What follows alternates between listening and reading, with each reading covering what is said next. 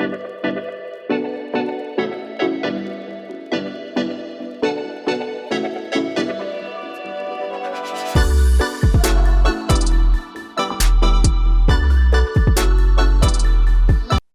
you very much to you all for making time to be part of this important forum.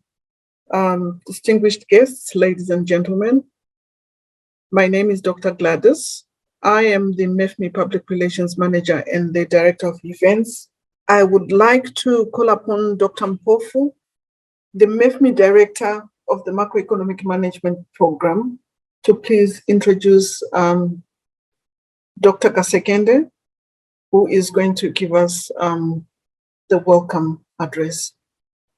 Dr. Mpofu, I hand over to you. Thank you very much, Dr. Gladys, and a very good morning to you all, and thank you very much for making time to participate in this event. We are confident it's going to be a success.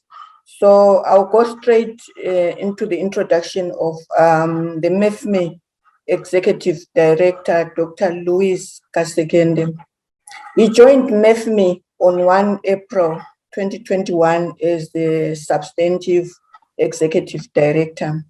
Prior to joining Mefmi, Dr. Kasekende served as Deputy Governor for the Bank of Uganda for the periods December 1999 to May 2002, and then December 2004 to May 2006, and January 2010 to January 2021. These periods were interspersed with service at the World Bank and as an executive director, and at the African Development Bank as the chief economist.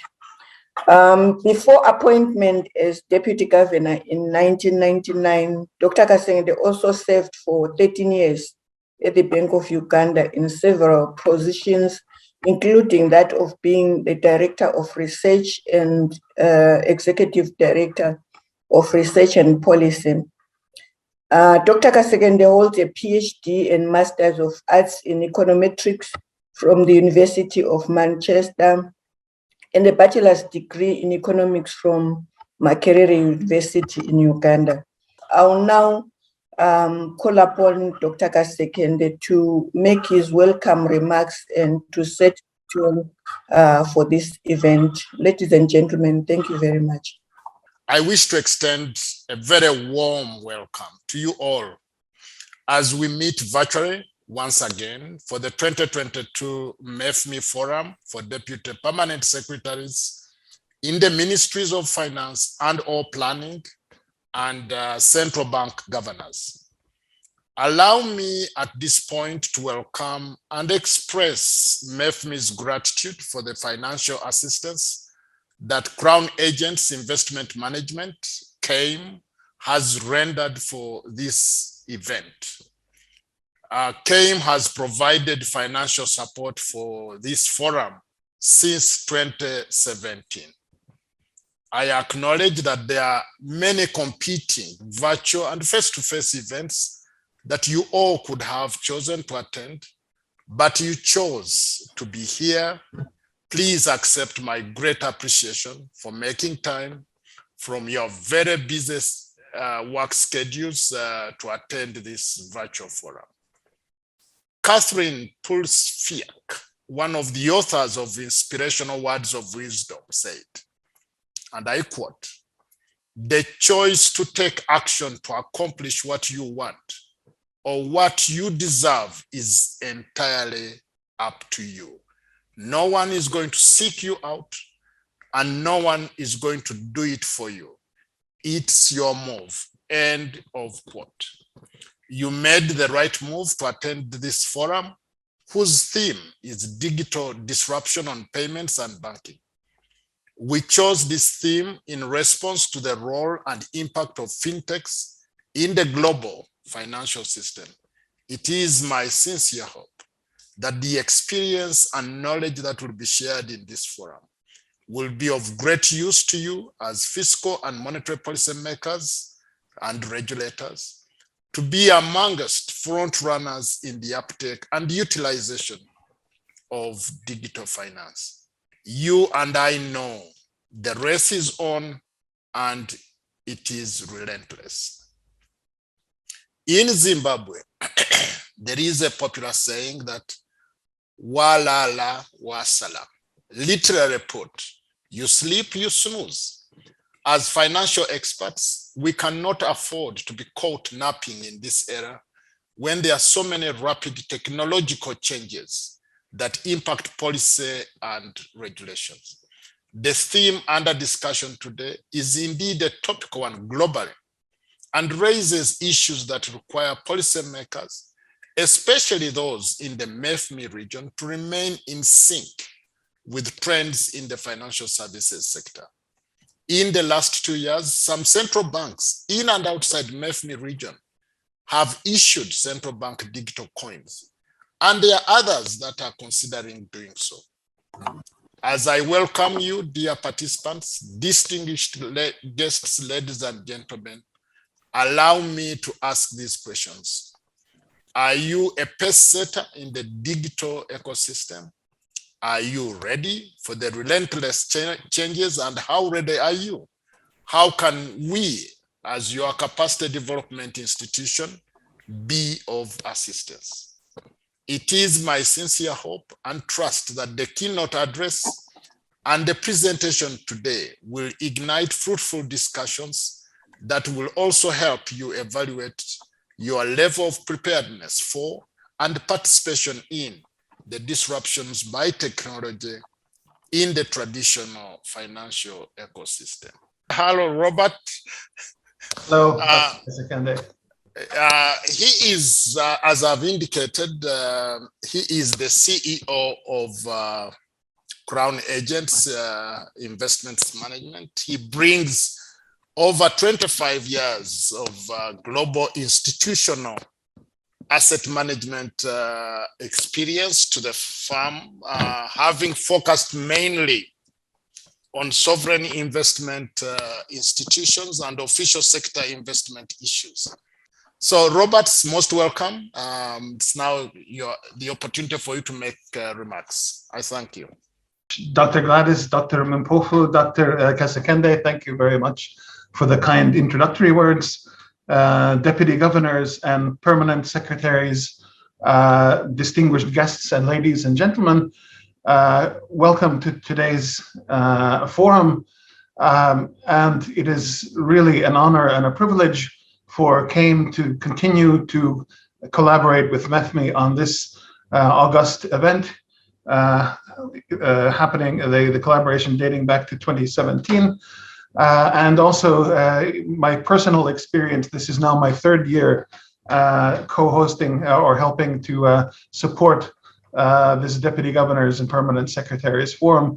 And I can only reflect that in a career of very nearly 30 years in working with central banks and public sector institutions, and in them, the past 3 really have been probably the most interesting in my career and probably all of yours. You'll remember that a mere 2 years ago, we were at the very onset of a global pandemic that impacted global macroeconomic events and financial developments across the world. Logistical details were also impacted. That was when we first started having virtual meetings instead of meetings in person. And of course, there's the horrible human cost that the pandemic has brought. Since then, last year, we were still dealing with the consequences of the pandemic, yet also starting a bit of green shoots of economic rebound, which unfortunately, as we've seen in developed markets at least, has been overshot a bit, with growth being fairly high, but inflation being even higher. This has led to some policy responses by the larger developed market central banks, including interest rate rises, and markets' perceptions and markets' interpretation of future market developments, resulting in the worst bond markets in modern history from about last fall to this year to date. Similarly, equity markets over the past weeks have fallen quite significantly. So once again, we find ourselves in some challenging economic times. Furthermore, we have facing the risks and the problems of geopolitical issues. We have land war in Europe for the first time in decades, and it's something that very few people were expecting. The consequences are far-reaching and yet to be determined. And so in the middle of all of this external economic and market and geopolitical disruption, which also certainly, I'm sure, captures the imagination of many of the institutions participating today, and indeed in the other more investment-related events that we've been privileged to work with Mefmi on. Many of your institutions have participated, and we will continue to address these topics as well. But through all of the market turmoil, through all of the global health turmoil, through all of the geopolitical turmoil, we do have running economies in our local markets.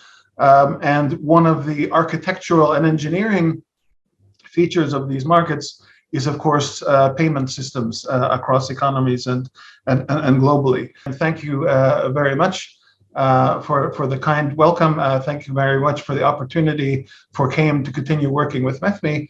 And I wish all of us a very productive seminar. Thank you.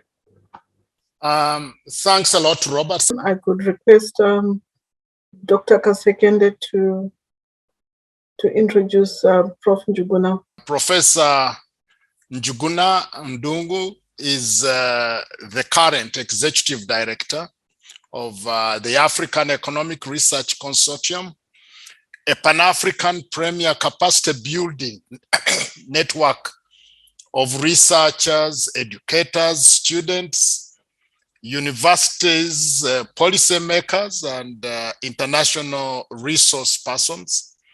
He is an associate professor of economics at the University of Nairobi, Kenya, and a distinguished researcher and trainer.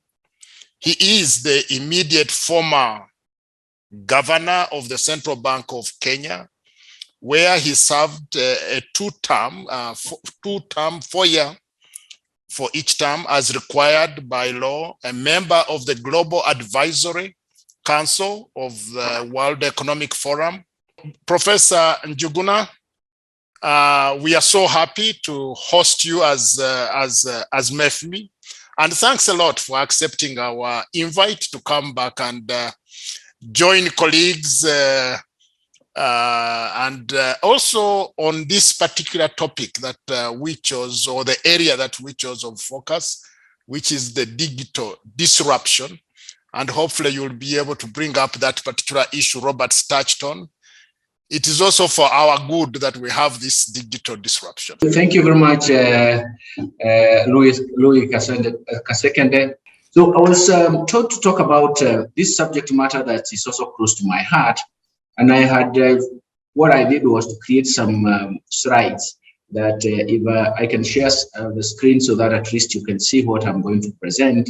The retail electronic payment system is a very exciting example.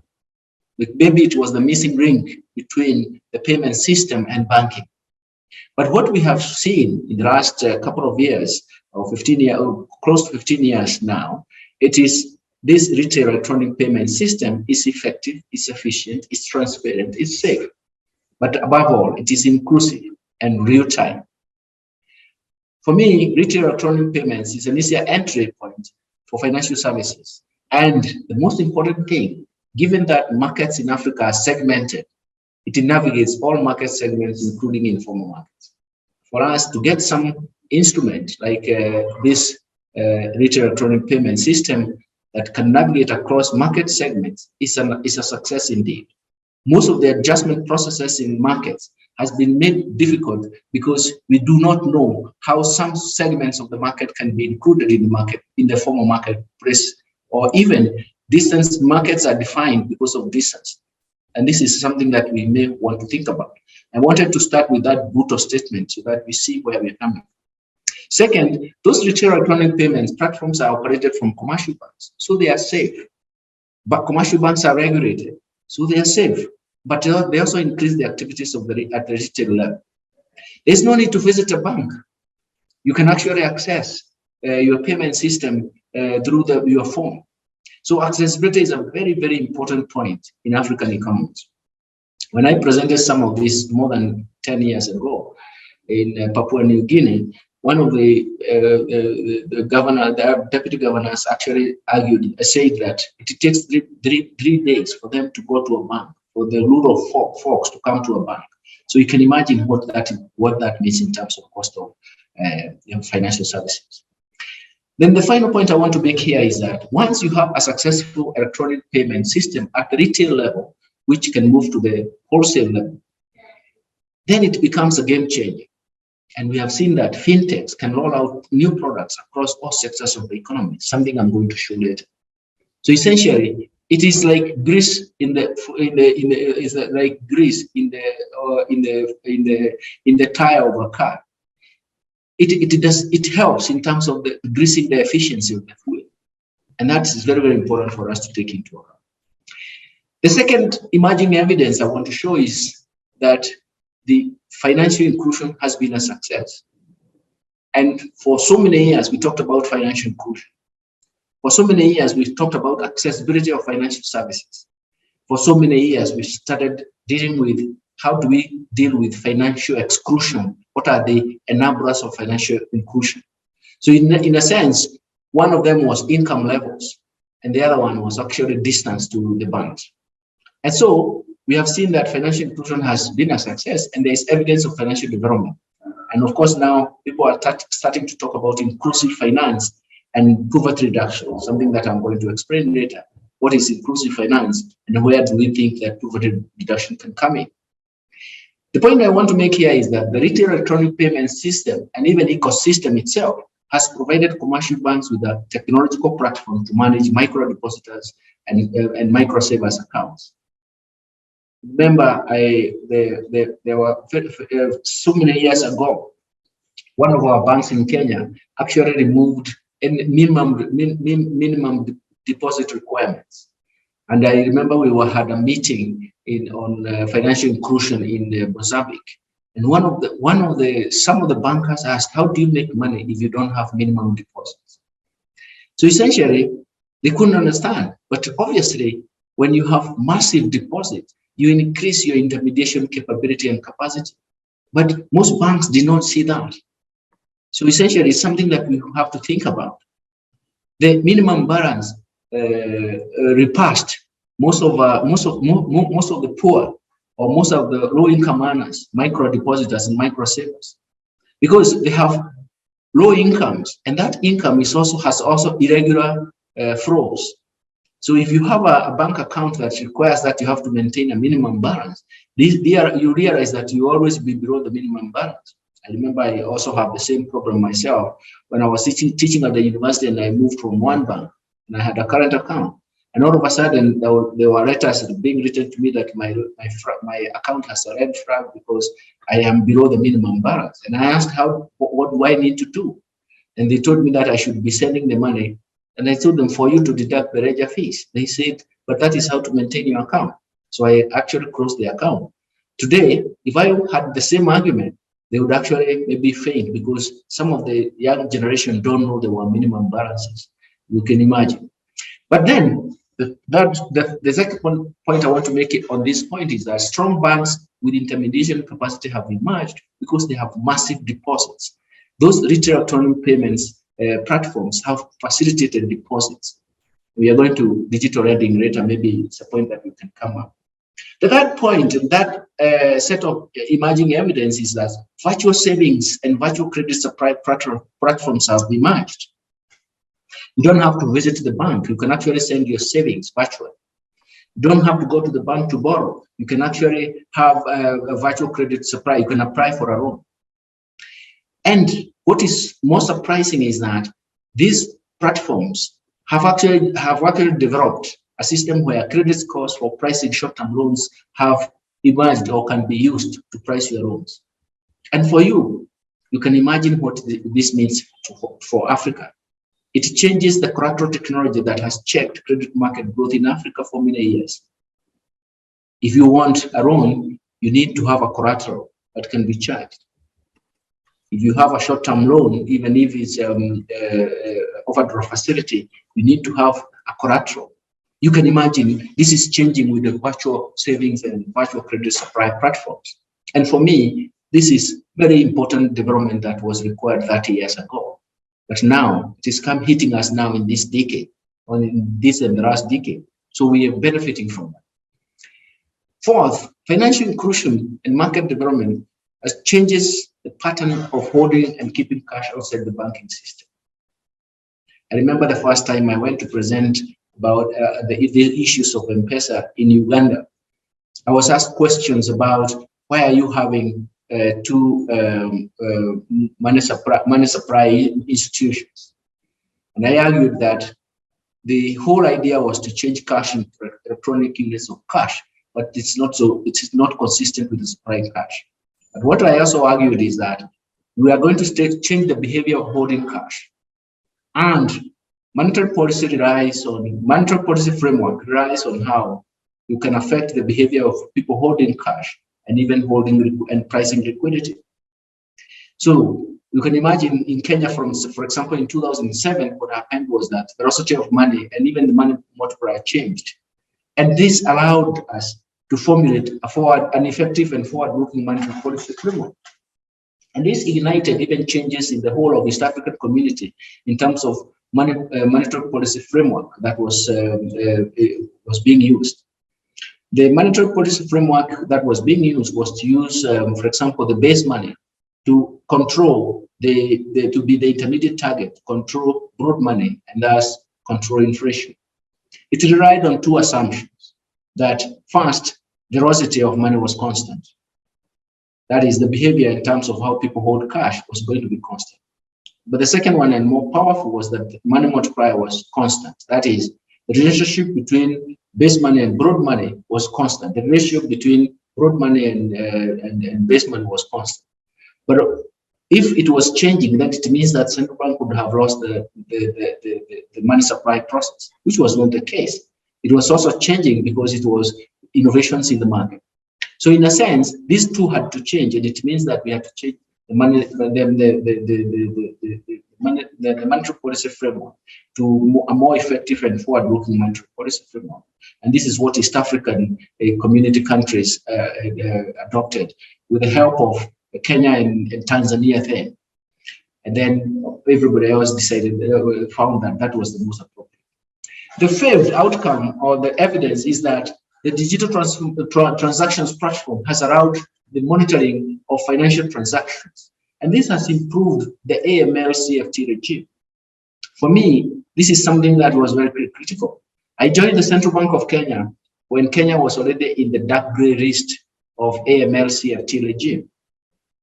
And so it was going through a very tough time, even having policies and even correspondent banking and all that. I remember I went to the FTA, Financial Action Task Force, and I presented the Kenyan case, and I argued that our digital transactions are going to be more transparent, and we even controlled amount of transactions you can manage every day, and we used to know who was doing that transaction. And it is because of this argument, is all of a sudden they realized that AML CFT regime would be monitorable when you have these digital transactions. The rest is history because it has become part of the world now. And sixth, women can save in instruments that cannot be encroached. They are more efficient savers. And that for us is a very important outcome. And this is where we get even evidence coming from studies that have been done that shows that you can actually use financial inclusion as a weapon for sustainable poverty reduction. In the Kenyan case, for example, 2% of the Kenyan households have been lifted from poverty. Most of them are female-headed households. So digital financial inclusion can be used or is a weapon for potential weapon for sustainable poverty reduction.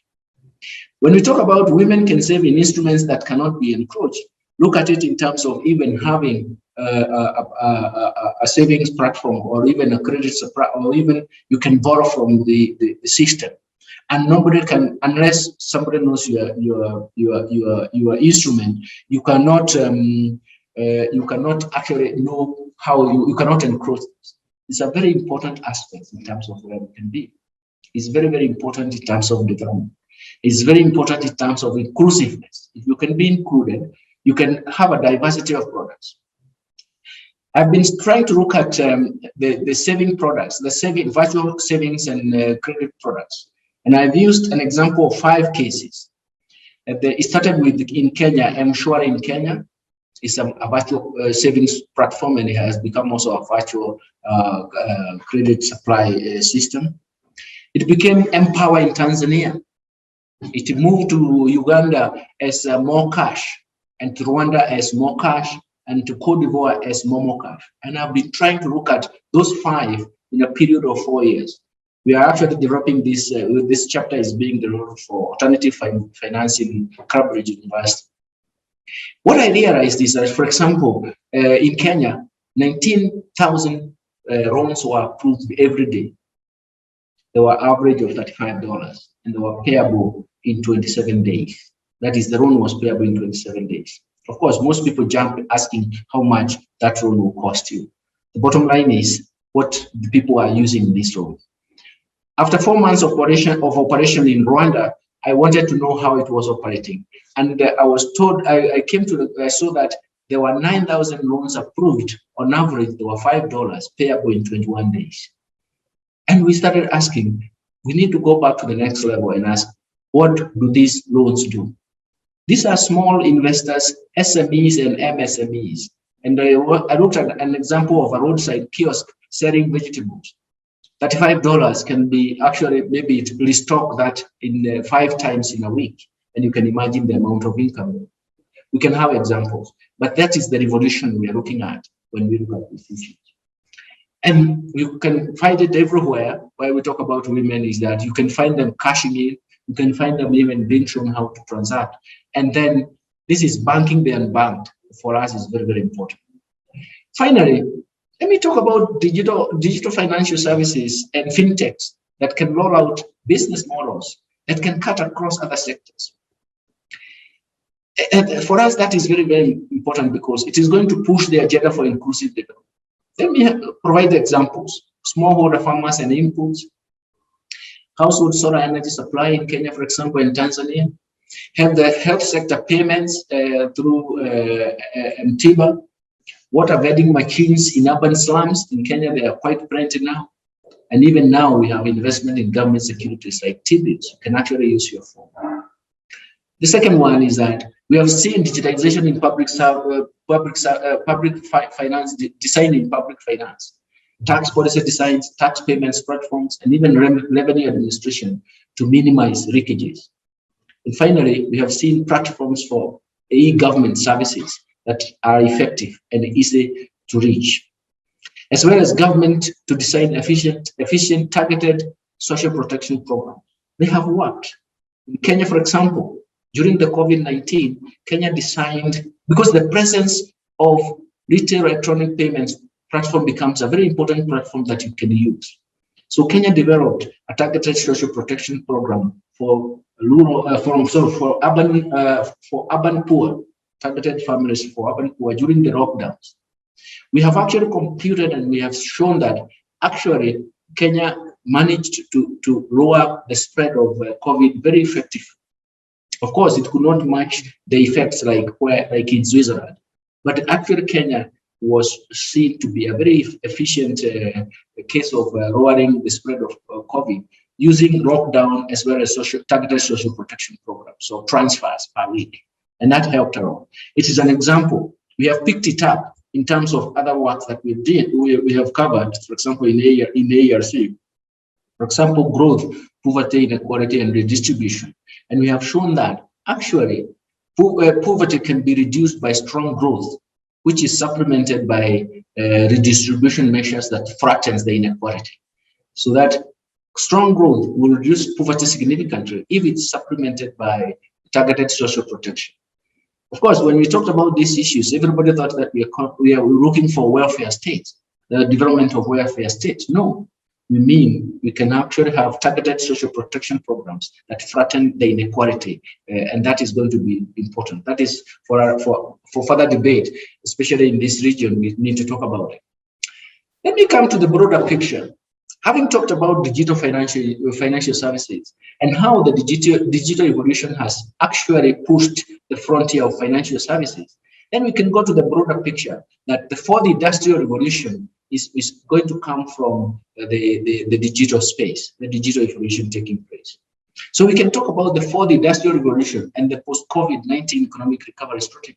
I'm combining that to show that actually we can use the tools that we have developed, the tools that we have adapted, actually to define the post-COVID economic recovery strategy. It is within the same space of digital evolution. So my point is that the African economy should take advantage of the digital evolution to taking place around them. And first, because we know that they have succeeded in the financial system, digital financial services now need to move to the real sector. The fourth industrial revolution will be driven by technology. And the future development path will be coordinated by the digital technology in production, value addition, in markets, and international trading. For example, the other day I was talking about African continental free trade area. And I said that it will not succeed unless we look at the regional value chain. And we also need to go and say we need to restructure the global value chain. And that is why I'm talking about the future development and how it will be coordinated by this. The digital evolution will coordinate all the other objectives: private investment, market development, domestic resource mobilization, and it will also define Africa's development path after the failure of other development paths in the past. Recall, we started with import substitution industrialization, which emphasized capital, extensive capital use in capital scarce economies. In Kenya recently, or in some few years, in the last decade or in the last 2 decades, they have emphasized export-led growth so that we can actually mimic the East Asian success story. Those countries have actually had 50 years before they could initiate export-led growth of human capital development.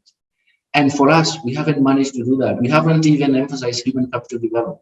So essentially, we are going to find ourselves in a lot of problems. But the most important thing is to understand that it is capital accumulation that is going to help us. We have to reach thresholds that will allow us to ignite what I call dynamic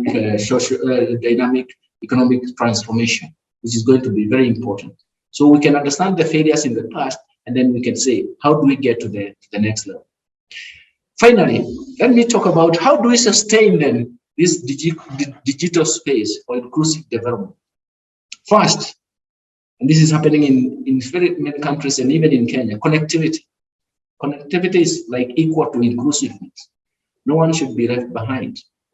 The infrastructure, the physical infrastructure for fiber optic cables is very important, not only in terms of igniting the core infrastructure, but also it can be scaled up. Scalability of the digitalization process becomes important, and it's also going to be important for sustainability.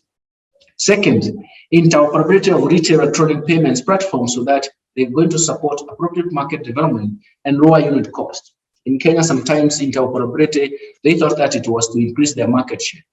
But interoperability across retail payments platforms is very important to enlarge the market space and lower the unit cost so that they bring in or they raise the inclusiveness. Third, we need to talk about once we have solved the interoperable platforms at the national level, we need to move to cross-border and regional payment systems, and where remittance payments platforms can work very well. This is very interesting because this is how, for example, the remittance payments platforms, these are the ones that ignited the use of cryptocurrency. Some years back, right, 20 years ago, everybody was talking about cryptocurrency. They thought that was currency. But cryptocurrencies were developed because of the from the frustrations of remittance payments. Those banks that were used were providing remittances platforms, they fixed the fee and they also fixed the exchange rate. So it became very, very problematic. And when they arrive in your own country, you needed to go there. For example, the banks were already in Nairobi, and if you are targeting people in the rural areas, they have to travel all the way. Those were the frustrations, and that's why we have cryptocurrencies. I describe them as instruments, payments instruments, but they are not currencies themselves. But you can see, once we have cross-border and regional payment system, then we will solve this problem. The fourth is electronic ID system to cope with market innovations and secure the market. In Kenya, the flourishing of electronic payments, digital electronic payment system was because there was a secure identifier. And we have to improve and move from that secure identifier to an electronic one so that we can secure the market. And finally, state and institutional capacity is the one that has created problems with some of the countries that cannot manage to even come to the level where they accept an electronic payment system or mobile-based financial or digital financial system because of the capacity. I've gone to several countries in Africa trying to talk about how to adopt this digital financial system, but they cope and they don't see it. We need to cope with market. We need that state and institutional capacity to cope with market innovations and dynamism. Capacity for institutions to regulate, protect the market, but also nudge the market to frontier innovation paths is going to be very, very important. And that is what is going to drive the next stage of development, including the fourth industrial revolution. Having made so much presentation, I wish to thank you for inviting me from AERC. And from the East African region, I can say Asante Sana. Thank you very much for inviting me. And I hope I have made a difference in terms of our understanding of where we are coming from in the digital disruption and what kind of advantages are there and what we can push forward. Thank you and good morning. So we are going to now move on to the discussant, and that is Honorable Soraya Munyana Hakuziyaremye, appointed Deputy Governor of the National Bank of Rwanda on 15th March 2021. She's an experienced global banker and financial advisor. My welcome to you, Sonaya. She served as Rwanda's Minister of Trade and Industry from October 2018 to March 2021. She began her tenure as a cabinet member right after her time as Senior Vice President in Financial Institutions / Financial Markets Risk Department at ING Bank in London. Honorable Soraya also worked in various senior positions at BNP Paribas Group in Paris, also in Fortis Bank. Thank you very much, Dr. Kasekende. It is a pleasure for me to be here today with you and dear Deputy Principal and Permanent Secretaries, Deputy Governors, Dr. Kasekende, Mefmi Executive Director, distinguished guests, all protocols observed. Good morning again. I want to first of all thank the Mefmi for inviting me today, and I wanted to also express my gratitude to our keynote speaker, Professor Njuguna, for the comprehensive and insightful presentation on emerging evidence and sustaining the process of digital transformation in financial services.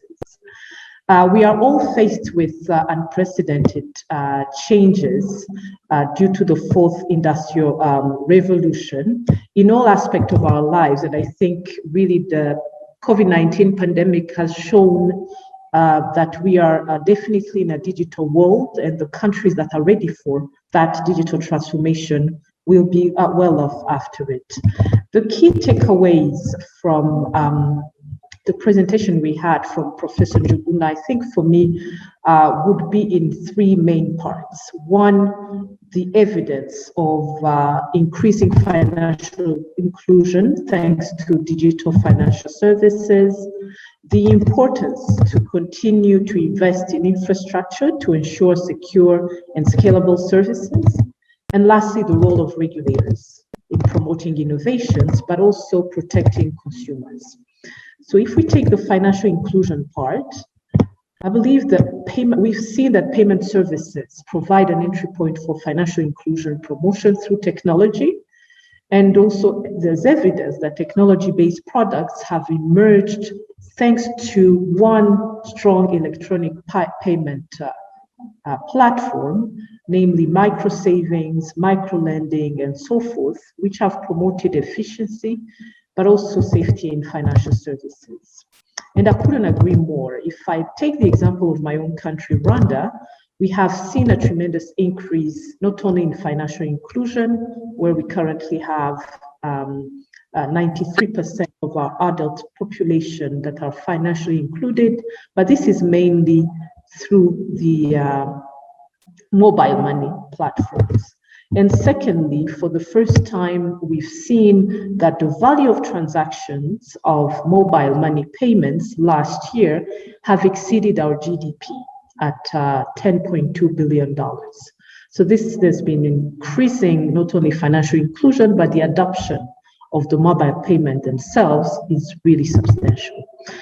On the second case, evidence is that financial inclusion leads to poverty reduction, and by mobilizing greater savings into productive investments. And the case of financial inclusion for women in particular has shown us that it is really an enabler for substantial poverty reduction and economic empowerment for women.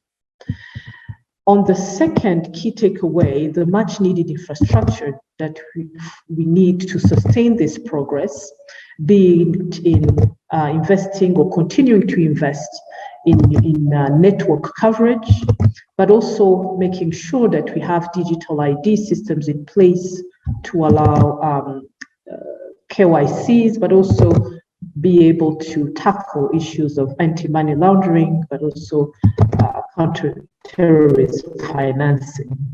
And secondly, we need to ensure that the digital financial services platform are secure, but also that they are scalable. I think the last part was how many other business models or businesses are sort of linked or build on these electronic payments platforms. So from the simple mobile money or payment system, where we've seen additional services being added to those platforms.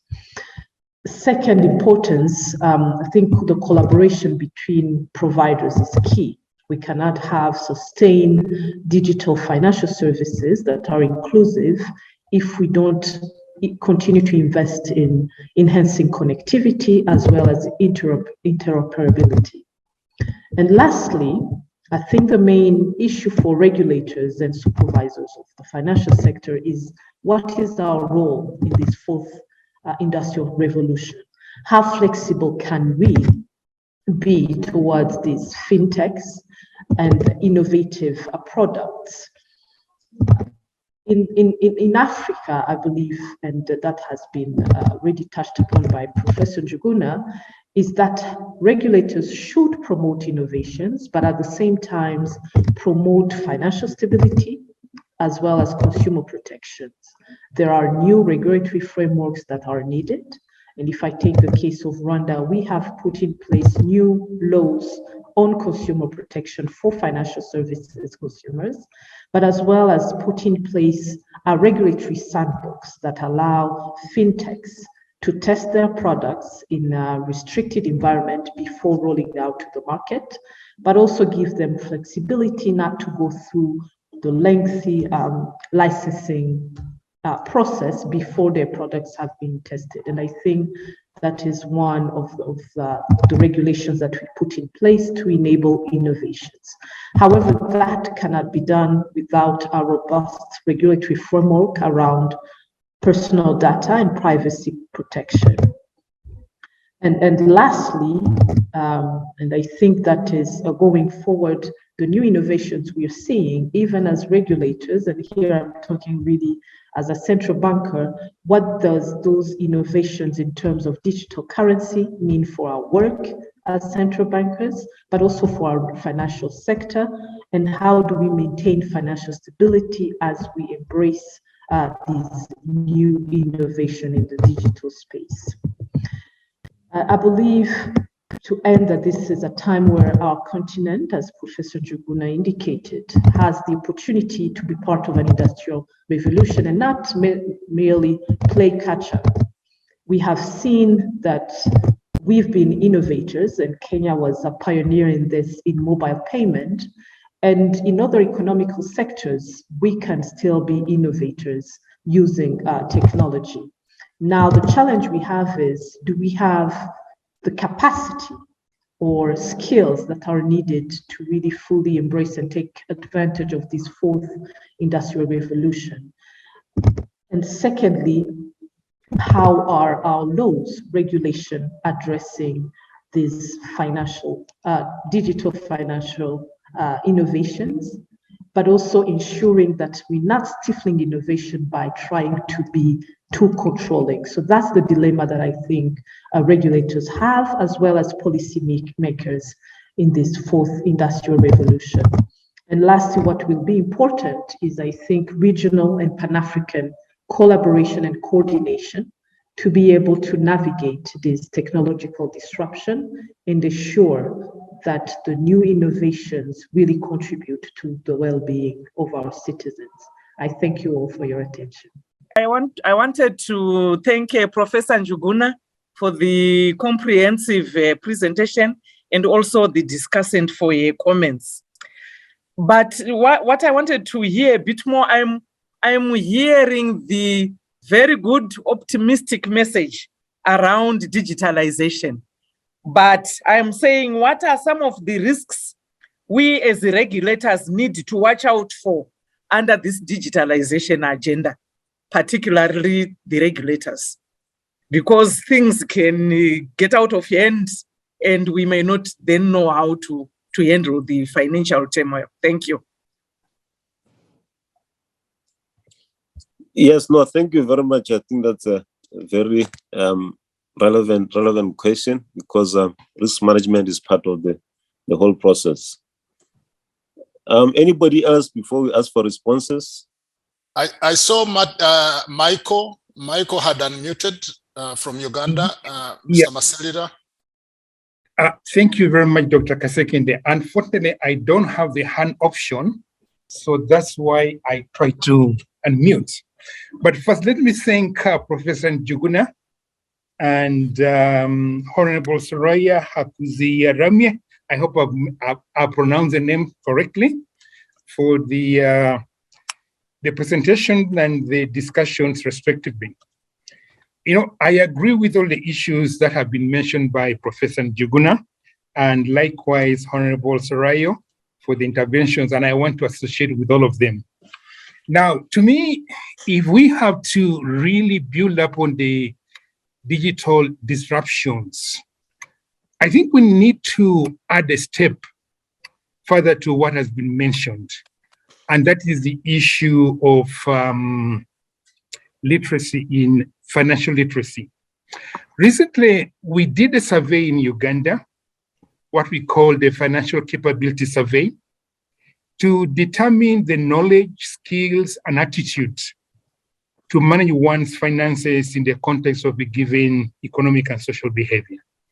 And what we found out was that the knowledge regarding the time value of money, the skills, that is the ability to apply the knowledge, but importantly, the attitude that people have towards money and how to exploit the existing digital financial services was a problem. So I think we need to refocus our attention, notwithstanding the issues that have been identified by Professor Njuguna and Honorable Soraya, in terms of the digital financial services, to focus a bit more on how we can enhance the financial capability of the people. What do I mean by that? In the survey, we found out that if you are discussing the awareness of financial products, mobile money stands out really top of the charts, followed by savings in boxes in houses. But if you look at the awareness of accounts in the formal financial institutions, there's not as much knowledge as that. So that is already an aspect that you talked about, financial inclusion. But what was very concerning was the digital competence of the population needs to be enhanced further. And when I talk about the digital competence, I am meaning that to what extent does the population know how to take advantage of the mobile money services, of these digital currencies, particularly beyond the saving and the withdrawal from their phones. There's very little knowledge regarding other financial transactions. This is very, very low. For example, how can one access loans, make a transaction from bank accounts online, purchase goods and services, and then take on insurance services? That is still very low. So I'm thinking that if we have got to really undertake a revolution in this digital finance, we need to enhance the digital competence. And then also awareness of the digital risks that Chipita has just talked about. The understanding of digital risks we found from our survey is very, very limited. I think it's limited because most people have not been hit by frauds. So we found that less than 20% of the adults, all right, really are aware that there are risks that are involved with digital financial services, likely because they have not been hit. And then finally, what we also found was that in terms of the financial consumer complaints, they do not know where to report where there's a financial complaint. In fact, most of them tell their friends rather than going to the regulator. So my question to Professor Njuguna is, how do you raise the aspect of financial literacy in terms of enhancing the digital revolution that we are trying to see in the economy of Africa? Because if the attitude of the people has not changed, because we found that out of that many people do not care about savings. So if we have to promote digital competence, that's gonna drive digital revolution. What do we need to do about the attitude of people towards this? Don't you think that's one area that we need to focus on? Then finally, the central bank digital currency was mentioned, and I think this is something that we need to consider. I know Honorable Soraya had talked about the laws. Let me just give in the case of Uganda, we are now trying to revise the Bank of Uganda Act. And one of the things we are trying to redefine is what constitutes currency, particularly in the context of emerging digital central bank currencies. And then we are trying to do stakeholder consultation to identify what would be the key objectives of a central bank digital currency. And if you were to introduce it, what would be the design options and what the kind of technologies that you would be considering? So we are at the very initial stages of doing that. But I would like to hear your comments, Professor Njuguna and maybe Honorable Sorayo, in terms of the approach that you take in terms of thinking of introducing digital currency. Thank you.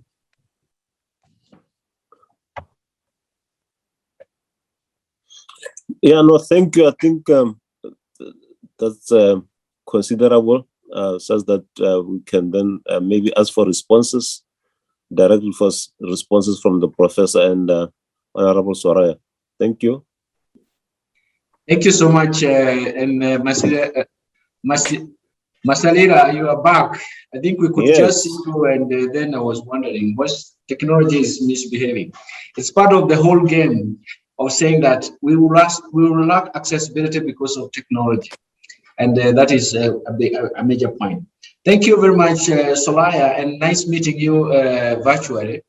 I've been in and out of Kigali and doing so many other things, but I haven't managed to come to BNR because of duty. But I find your comments are like, we are there now together in terms of digital financial systems and even the digital financial disruption.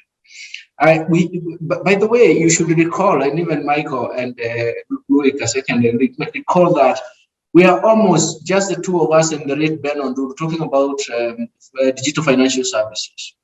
And slowly, everybody has now come to talk about our language. That was between 2007 and 2000. We were like talking to ourselves. By 2010, everybody could see that you cannot actually shut down this revolution. And you're right, Madam Solaya, it is actually the regulatory sandbox, the success of a regulatory sandbox that was M-Pesa that actually brought all this. And in terms of confidence, in fact, your point is very clear. If you want to have confidence, let's try and in Kenya, it was called test and learn. And then it became one of the most successful regulatory sandbox. And that allowed you actually to safeguard or even ring fence any kind of risk that may come to. And that is where I think the success story is. But also, let's go back to it and say that if you have a regulatory sandbox, you are allowing everyone to appreciate what is happening and even to safeguard themselves in terms of what pitfalls may come to. This is a very important risk-averse stage because products, sometimes you don't want to, most of the startups fail because they did not even have that space to try and test the product and even test their position of the product in the market and how it can penetrate the market. So it is very, very important that we have that step of a regulatory sandbox that allows you to go into that. Of course, everybody even started talking about regulating fintechs. But the bottom line is that they were dealing with products that were already regulated. So you have to ask yourself, what exactly would you like to regulate? That is why regulatory sandbox becomes very important. If fintechs want to roll out a product, let's test it. Let's see how it works. And let's see how we can ring fence its entry into the market. That is very, very important. I think you talked about digital currencies.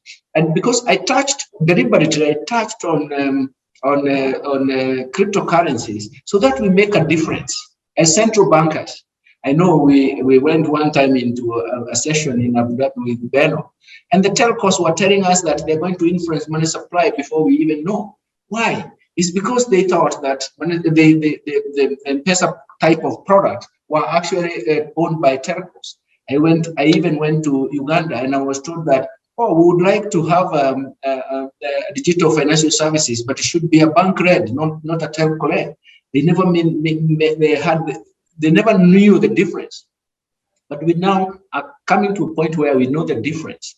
So cryptocurrencies were not currencies. They were just trading instrument or payments instrument. And I have explained where they actually originated.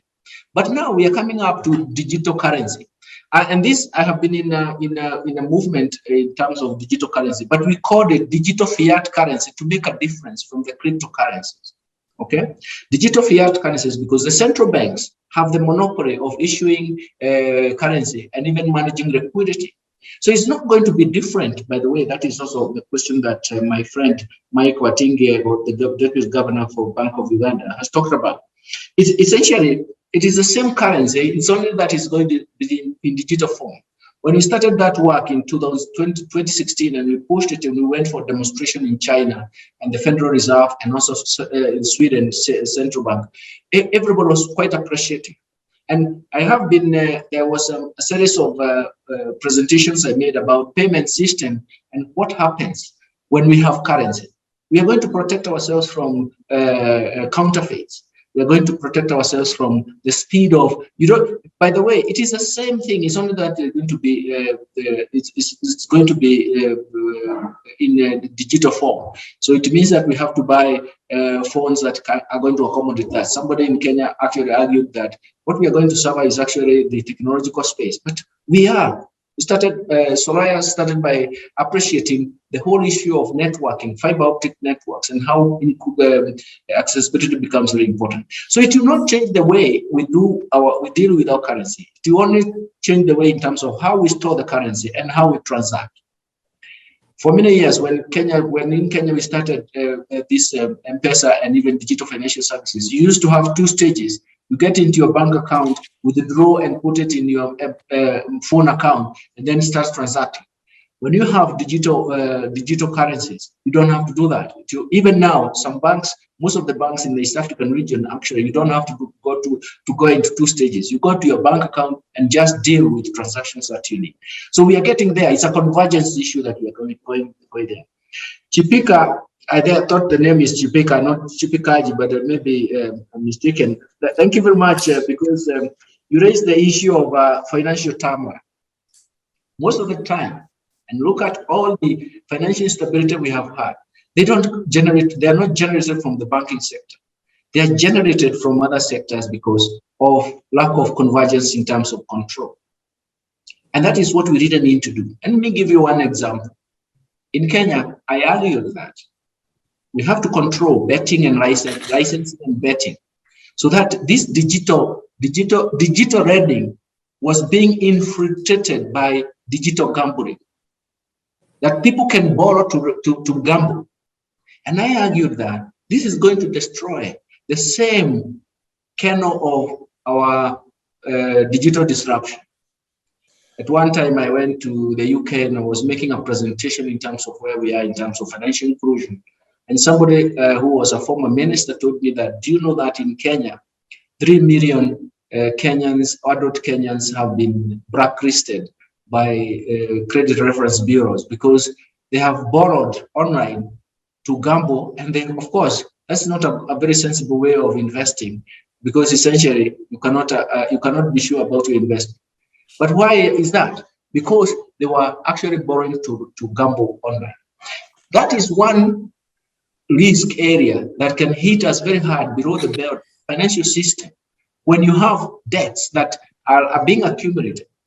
I presented and showed that the regulators require that when you borrow from the lending, there is a system of doing things. They can be trackable. But you also have to know that what do you do with the lenders? What kind of regulations? So in a sense, what I'm really saying is that why we succeeded first in terms of the digital disruption is because we had a collaboration between the regulators of the telcos, the regulators of the competition authorities, and the central bank itself.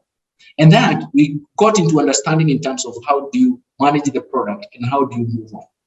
For what it means now, and that is why I raised the last point I raised about regulatory and institutional capacity to regulate the market, nudge the market to the optimal path. And that is what is going to help us in terms of escaping the financial turmoil that may come, not from the internal, not endogenously from the financial system, but just because of mishaps in terms of other sectors that are joining to the financial system.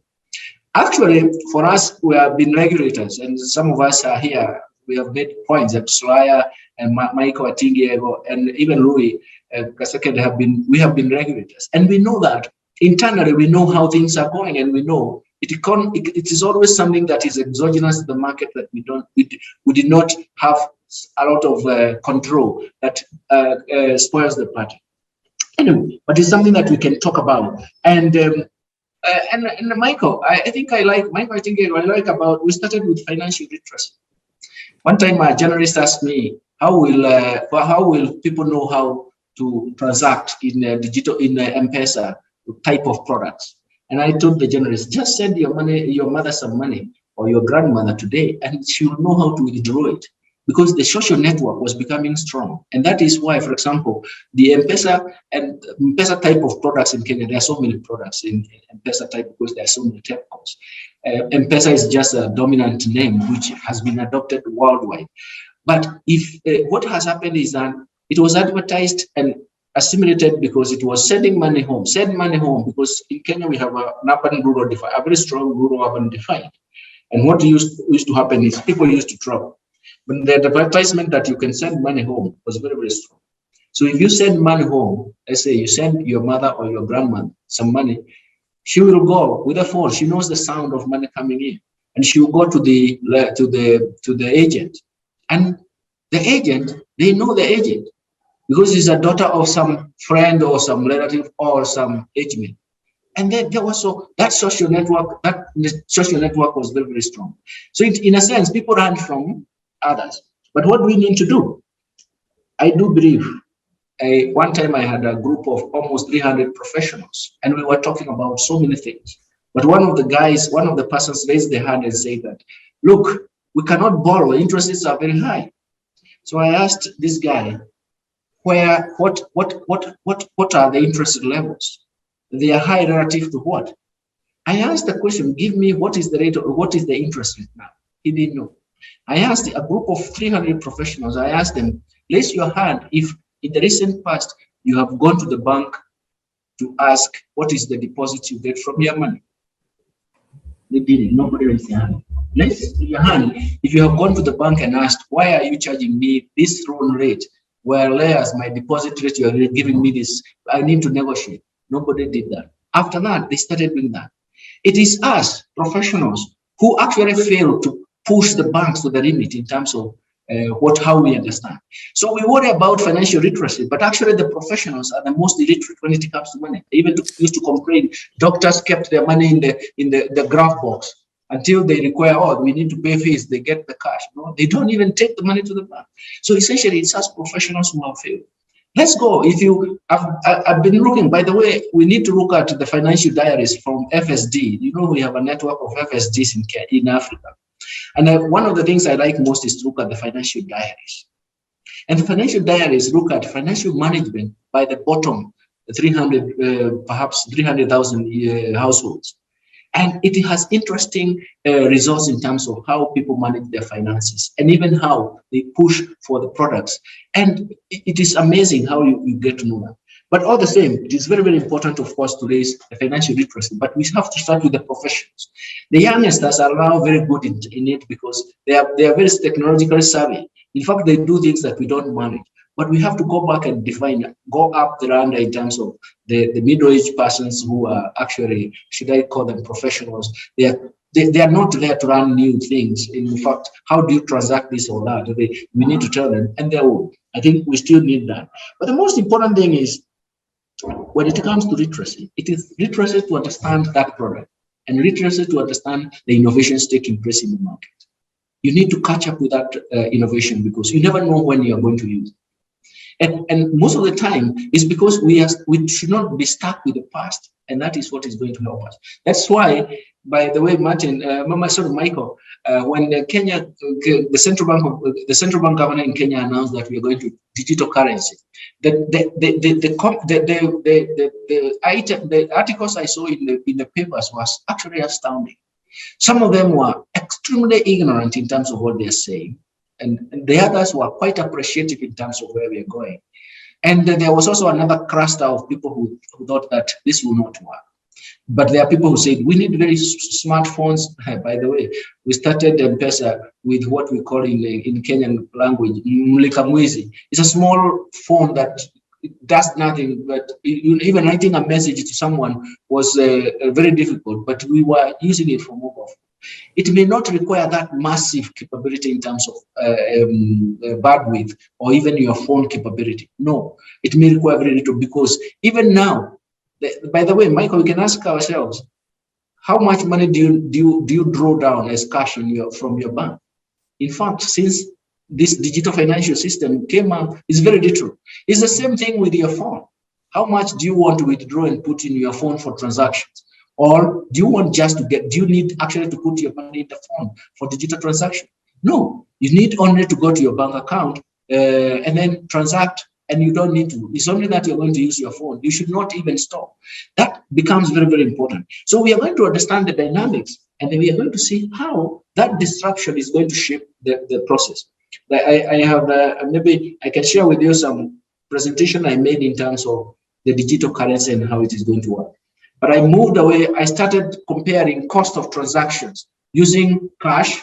Then I go into a credit card that you have. Then I go to a mobile wallet, that is the phone. And then finally, what will happen when you don't even have to worry about the counterfeits in the bank? You don't have to replace the units. You don't have to come with coins. They're very expensive. Okay, notes are very expensive, but coins are also. You don't need all that. So what kind of cost? And you can imagine these are payments platforms. We start with cash, credit cards, then mobile wallet, and then digital currency. You can see that when we get to the digital currency, the whole world will start claiming that this digital disruption has worked for everyone, and that is going to be the day we will say that we are going to be there. And also, obviously, financial inclusion will even go to another step high.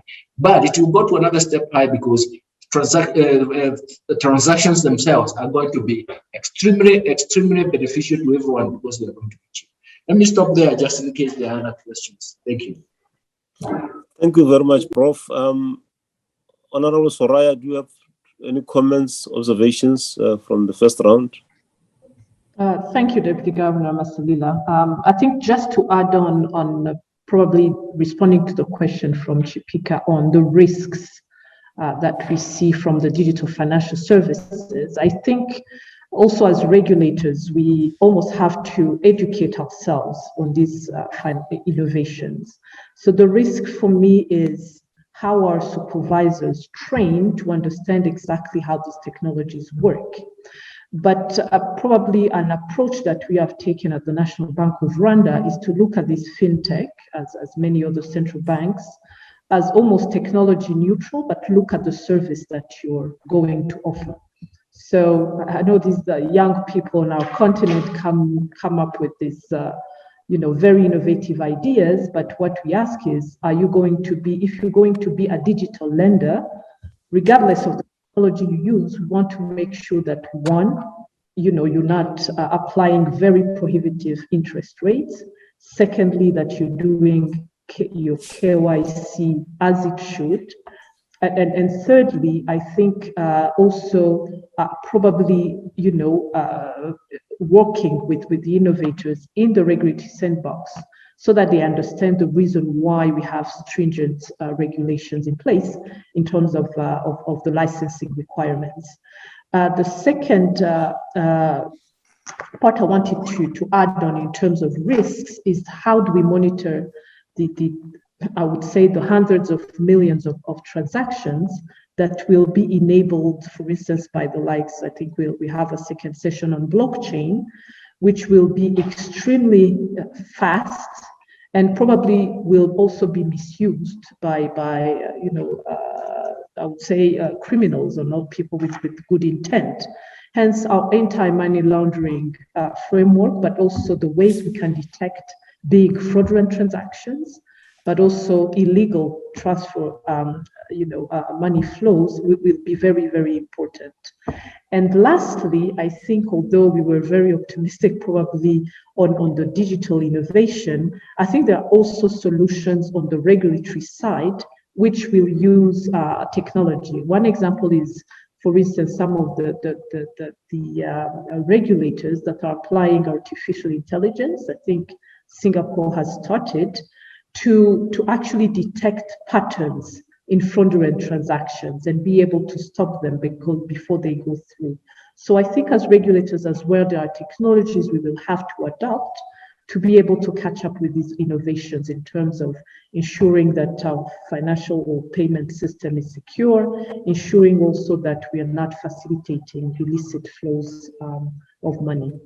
So that was on the first point. On lastly, I think I tend to agree with Dr. Michael when he was saying that financial literacy has to be at the heart of how we also, handle these technological innovations. And probably I would stress on the, the research that's undergoing on CBDCs, on digital currencies. One of the risks that we see at our national bank in our research, which is still ongoing, is if we were to embrace or to issue a central bank digital currency, aren't we already excluding, one, a portion of our population that will not have access to the smartphones or devices?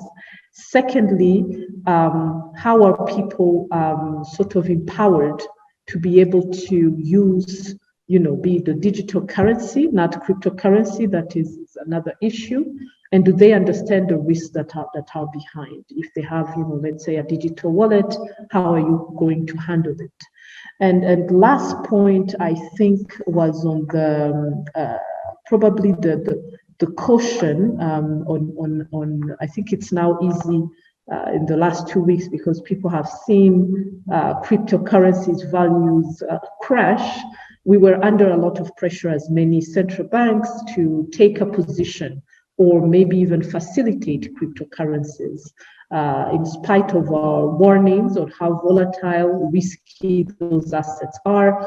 I think, there's been a momentum, and some of the promoters of those cryptocurrency, as maybe my colleagues in central banks know, are very pushy. However, it's really understanding, one, what is the level of investment, of knowledge, of understanding of those assets that the investors would have, and probably one of the mechanism would be the categorization of investors in terms of who would be allowed, if the cryptocurrencies are allowed as an investment asset, to invest in those assets, because not every investor, and I think if we use the qualified investor term that in the Western world or the EU MiFID directive uses, is making sure that the people that have access to those assets also understand the risks and are ready to take them also, I think, in line with consumer protection, which is also the mandate of our regulators. So that's what I wanted to point out. Thank you. Thank you, Arlo Soraya. In closing, in terms of summary, what we've gathered from this discussion this morning, a few areas. One is the importance of these digital services in terms of impact, and why, as policymakers, we should be catalysts, recognizing the developmental aspect, the ability to enable access to financial services. Also, the business elements that in themselves, they provide entrepreneurship opportunities. Prof mentioned women. One can add the youth as well around the entrepreneurship opportunities. And also that they enable us to fully harness the fourth industrial revolution impact. The second one is about regulation, so that we retain integrity of the financial sector as a whole, the discipline around the use and access to financial services, and therefore financial stability, and engendering confidence among the public to patronize the financial system. I think the third one is about retention of the monetary control by the central bank, because as these things disperse towards the private sector, you'd also want to be there as a central bank so that you retain monetary control. I think both speakers this morning did allude to that, because you want to have that monopoly over fiat money. The other one is about data privacy protection. This is quite important again, so that people remain confident in using this fintechs. We know the impact of the so-called big techs, and also the impact of data mining that then tends to firms tend to use those data to follow people around. I think there's an element around protecting the privacy of individuals in that respect. The importance of infrastructure connectivity as a facilitator for using these digital services. I think that was also mentioned, and around that also knowledge to operate by individuals and entities involved, and that all these things affect financial inclusion, which is quite critical. But also in saying that financial inclusion has to also say something about financial literacy, and how these financial services can be used in a complementary manner in understanding the risks that are inherent in the use of these fintechs and digital financial services. Allow me, ladies and gentlemen, to introduce the next moderator, who is the Deputy Governor of the Central Bank of Tanzania, Dr. Kibese. He became the Deputy Governor responsible for operations and functions in the areas of financial sector regulations and supervision, development and oversight of the national payment system and the central bank's finance operations in 2017. And prior to his appointment, Dr. Kibese served as the head of economics department. Before that, Dr. Kibese served as head of economic departments of Bank of Tanzania, the Mbeya branch, overseeing the economic activities of the Eastern Highlands Zone. Dr. Kibese is also a board member of the Bank of Tanzania, and he sits on many other boards as well. His profile is in the program, so I shall not read it verbatim. Dr. Kibese is a holder of a PhD in economics and MA in economics from Claremont Graduate University. Dr. Kibese, I hand over to you. I will introduce to you the first speaker in our session, Mr. Stephen Marshall. Stephen Marshall, you are welcome, and thank you for joining us at Mefmi. Steve Marshall is the Chief Product and Network Officer of Crown Agents Bank, has 20 years of experience working in transaction banking and fintech. His career to date has included leadership roles at Standard Chartered Bank and the United Nations Migration Agency. Thank you. Also, Dr. Kasekende, Deputy Governors, Permanent Secretaries, the Mefmi Executive and fellow speakers. It's a great pleasure to speak to you this morning. So as we've touched upon, my intention with this presentation is really to draw the distinguished guests' attention to the changing landscape of the payment world and to try and stimulate some thought and some discussion, particularly around the topic of B2B payments. It really is a fascinating topic where the pace of change seems to be growing ever faster.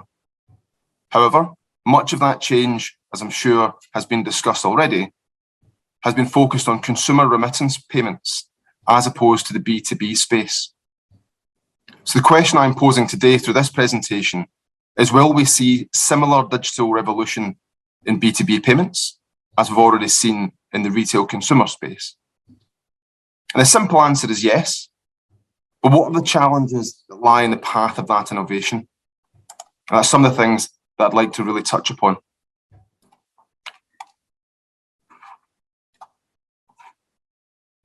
Now, the first question you may be asking yourself is why or what makes Crown Agents Bank a relevant expert on this topic?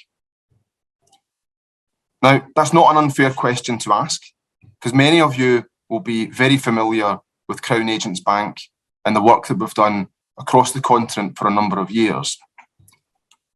And as many will know, where we've become most synonymous with our work across the continent is with regards US dollar correspondent banking and trade finance, two very important topics, not just for Africa, but clearly for a host of countries around the world. However, it's important to understand some of the changes that have happened in Crown Agents Bank over the course of the last 2 or 3 years. And if you'll give me a couple of minutes, I'll just give you an update on where the bank is and why this topic is so relevant to us and why we feel it's an important topic for us to discuss with your good selves. As I mentioned, in recent years, particularly in the last decade, Crown Agents Bank has developed a strong reputation in the areas of correspondent banking and trade finance.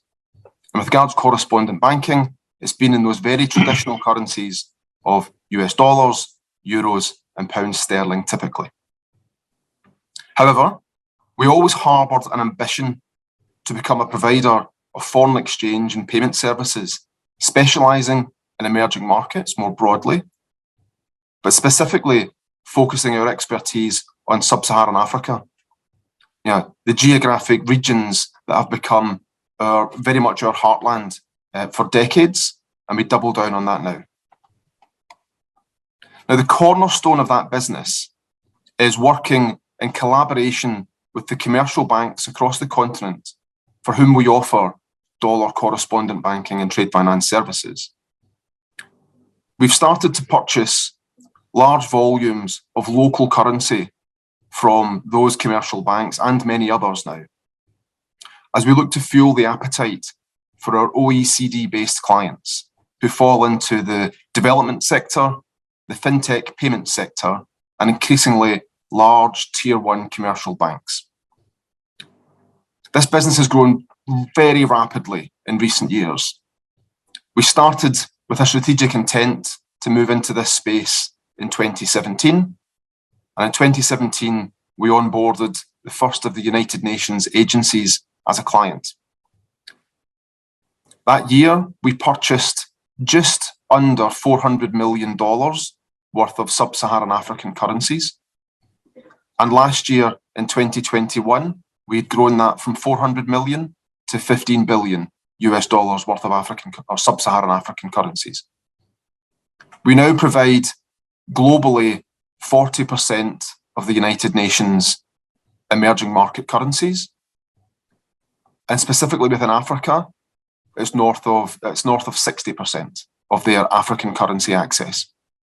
So we've become a very significant provider of liquidity and therefore payment services to not only the United Nations, but also to the broader development sector.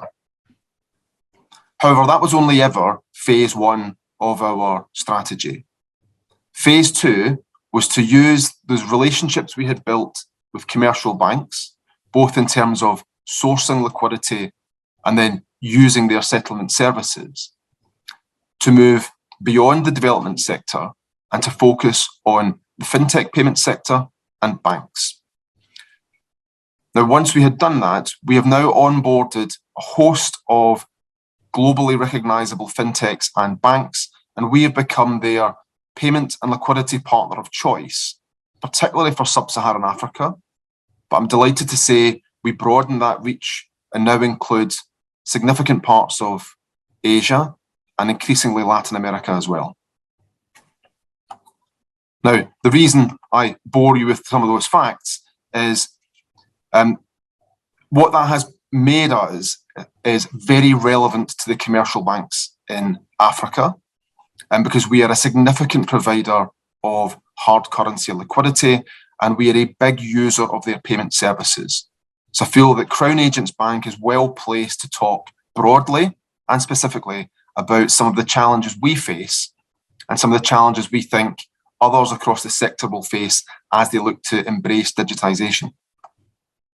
Now, it's important to realise that when I say challenges, it's very important that those challenges actually exist in order for innovation to happen. And I'm going to touch slightly later on why that's important and why those challenges act as catalysts for innovators to digitize and disrupt existing technologies. There's another piece I'd like to mention just in terms of our recent history. In 2019, Crown Agents Bank acquired a company called Segovia, a fintech payment company based out of New York that provided cross-border mobile money payments into, at the time, 11 sub-Saharan African countries. I don't want to touch too much upon that now, but it will become relevant as I continue my presentation, as I share some of the stories and challenges that we have faced as we've engaged across the continent, but indeed more broadly across the world. So I think the first thing I'd like to now touch on is, now that hopefully I've given you a reasonable position or understanding of the position of Crown Agents Bank and the role that we play today in Africa's extraordinarily dynamic payment ecosystem. And with me wanting to look at the topic of digital disruption in the B2B space, I think it's fair that we start by touching on what were the factors that acted as catalysts in that digitization process across the consumer remittance world. And whilst the factors differ significantly country by country, as no two countries are ever the same. There were some recurring themes, and I've listed 3 of them here, although to be fair, this is far from an exhaustive list. First of all, there were large unbanked populations across the continent, and clearly providing access from a financial inclusion perspective, as has been touched upon by the earlier speakers today, was critically important to a host of economies across the continent. There was also the dominant position of Western Union and MoneyGram in particular, both excellent businesses in their own rights. Both also had been around for a considerable period, and their proposition was one that was based upon a fairly analog technology as opposed to digital. And really, that gave the fintech population something to aim for whenever they were looking to challenge the incumbents. The third factor that I touched upon here are high costs. We've all seen many of the statistics shared before around the percentage cost of sending, somewhere between $100 and $200 from a developed market to an African market. And we recognize those percentage costs are very high. And of course, what fintech was able to do was to target the areas where technology could provide the greatest level of disruption, thereby hopefully drastically reducing the cost of those consumer cross-border payments. Fundamentally, putting more money in the hands of mum and dad as opposed to in the hands of the remittance companies. Now, one of the other 2 key factors that acted as catalysts, and I haven't listed them here, but certainly following the discussions from earlier today, it stimulated some thought. I think there are 2 additional catalysts worth mentioning. One is technology. So, for example, when we saw the disruption in consumer markets, the mobile network operators, the telcos operating across the continent, were offering a digital solution in nature. Therefore, to extend that solution to add mobile wallets was a more straightforward process. The second thing, and again also touched upon this morning, is regulation. In many countries, the mobile payments initially were regulated by the telco regulators as opposed to the central banks.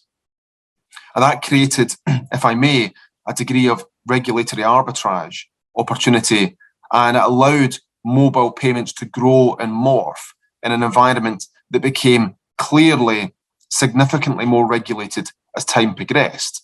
But there was certainly an environment that was more accepting of innovation to start with, because the controls were focused upon the provision of telecom services as opposed to payment services. I think the 2 of those are very, very important additional catalysts over and above the unbanked population, the dominance of 2 particular players, and then the costs being high. So, do we see the same challenges and the same potential catalysts existing within the B2B space? In my humble opinion, I would say no. We don't see the same challenges, but we do see significant challenges. And as I touched upon, it's those significant challenges that I think make a big difference, because that creates an environment that's ripe for innovators to try and challenge and disrupt the norm. So again, I've listed a few key factors that I see as being very relevant in the B2B space. The first is that over 75% of B2B payments globally are made via SWIFT. Now, this is important because when you look at B2B payments, it's over 75%.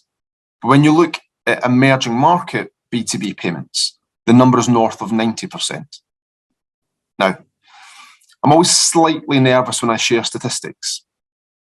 And to touch upon an experience from back in Glasgow, I'm always reminded about the words of Professor Robin Leake. who was the head of department when I undertook my first degree in medical biochemistry. He said, statistics are to a scientist what a lamppost is to a drunk man. It's more for support than illumination. Although I'd like to say I spent more time in the science labs than propped up against lampposts when in Glasgow. But the point he was trying to make is that you have to look beyond those initial observations and dig a little deeper. And the truth is, why are such a high percentage of emerging market payments done via SWIFT? And the truth is, we've seen an impact of correspondent banking de-risking around the world.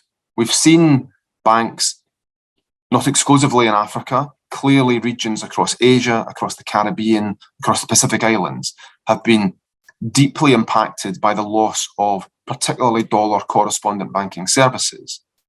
But another aspect, a reverse aspect of that, was the closure of local nostro accounts by many of the OECD-based banks around the world. They closed their nostro accounts across Africa, which meant it became increasingly difficult to access payment services into emerging markets. The other piece that's relevant with regards SWIFT is SWIFT GPI. Now, SWIFT, who had been fairly dormant for a number of years, started to innovate recently and has created a number of very important updates to the service, one being SWIFT GPI. However, it's extremely reliant upon underlying commercial banks having a tech stack that is suitable to providing greater depth of data and sharing that with respondents and correspondents. Now, I'll share a story from Cameroon. Some of my colleagues were in Cameroon liaising with the local commercial banks and discussing payment services and straight-through processing. And the head of operations of one particular commercial bank stressed that the STP levels, the straight-through processing levels, were very high. However, there were certain frailties in the system. And for one example, payments were often faxed into the operations department and they were rekeyed into the local settlement system when payments moved from SWIFT into the local ACH. Now, clearly, that type of manual process creates a challenge for disruption. As I touched upon with the mobile network operators offering a digital service, the fact is, if there are any analog components in the chain, you have to automate those first before then applying greater levels of technology. I also mentioned a high percentage of these payments across emerging markets in general are done in US dollars and euros.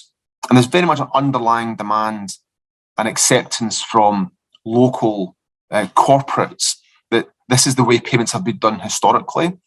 And there's a lack of desire at times to redenominate to local currency. The demands for dollars and euros are high as well. If I speak to the commercial banks across the continent, many of them tell me, and I've referenced some slides later on, which look at the depreciation of a select number of African currencies against US dollar. Now, that's a story which is not unique to Africa. In fact, one we see across huge swathes of the world. What it does do is put a high demand on domestic commercial banks in Africa looking to buy in dollars and euros, as their balance sheets are predominantly denominated in local currency, and they look to provide alternative currencies to provide a counterbalance to that depreciation. I've also touched upon the connectivity to local ACH being difficult. We spent some time, I mentioned earlier about we acquired a business called Segovia, a fintech in New York. Segovia had built cross-border mobile payment capabilities that we wanted to morph into a cross-border B2B payment capability. We took the payment gateway they had constructed and we took the engineering team that they had built and redeployed them to look at integrating SWIFT into the payment gateway and then into ACH clearing systems. We started with a particular commercial bank in East Africa, And after 18 months of trying to integrate, finally our engineering team had to call time of death on that particular project. And the challenge was the APIs within the commercial bank were still immature and required some significant development before we were really able to integrate seamlessly. So that creates a real challenge for innovators looking to digitize B2B payments. And the final piece I'll touch upon are foreign exchange rates being opaque. Now, we all know there are challenges across multiple countries around the world around there being the official exchange rate and then commercial banks straying from those official exchange rates. That creates effectively a two and often multi-tiered system where there are different exchange rates. The more we try to create clarity and transparency, the more those grey market rates become exposed. And it's important, I think, and I'll touch upon it slightly later in summary, that as a group of regulators, not necessarily finding solutions to those challenges because they are extremely difficult to solve, but at least facing into them and discussing them openly with the commercial banks and the fintech participants to understand how they might be alleviated, I think is a very important topic. The other piece that I think is very important for the advent of innovation is, are the volumes big enough to really attract innovators? And the reason I ask that is we all know the huge number of remittance payments that flow into Africa. Clearly a very attractive market for fintech entrepreneurs. So I've looked at the SWIFT data we've extracted from SWIFT Analytics, just looking at 3 partner countries to the African continent. The first one I looked at was Japan, with 11.4 billion of annual payments flowing into the continent. The next one was China, with $61 billion.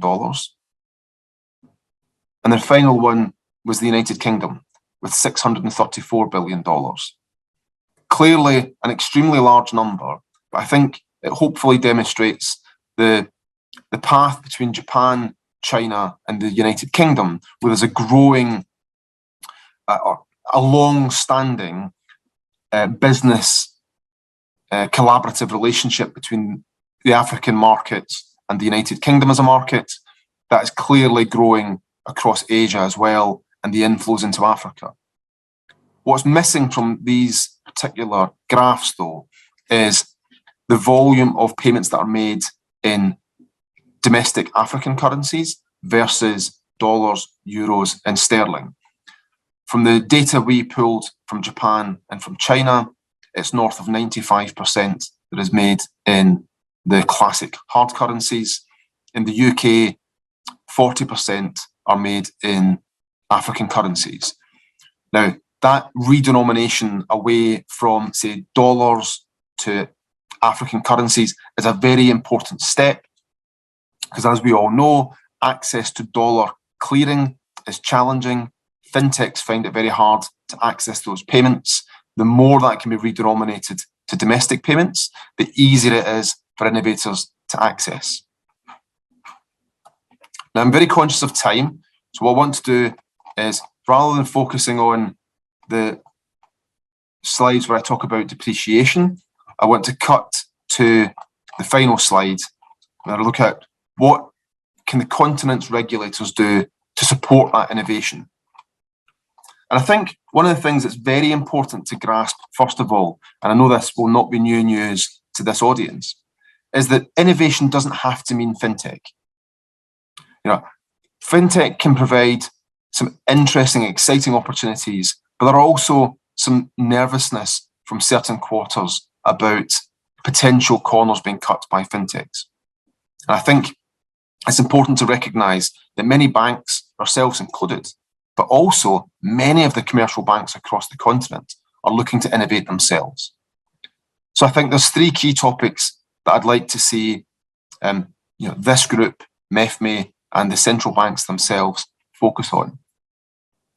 One would be enhancing ACH systems in order to improve settlement times and transparency. The second thing would be using the convening power of Mefmi to work collaboratively across not only central banks, but commercial banks, and also SWIFT and other trade bodies around the world to look at how can collectively the tech stacks be improved across commercial banks to create a more digital end-to-end process that is ripe for disruption. And the third piece, I know this is extremely difficult.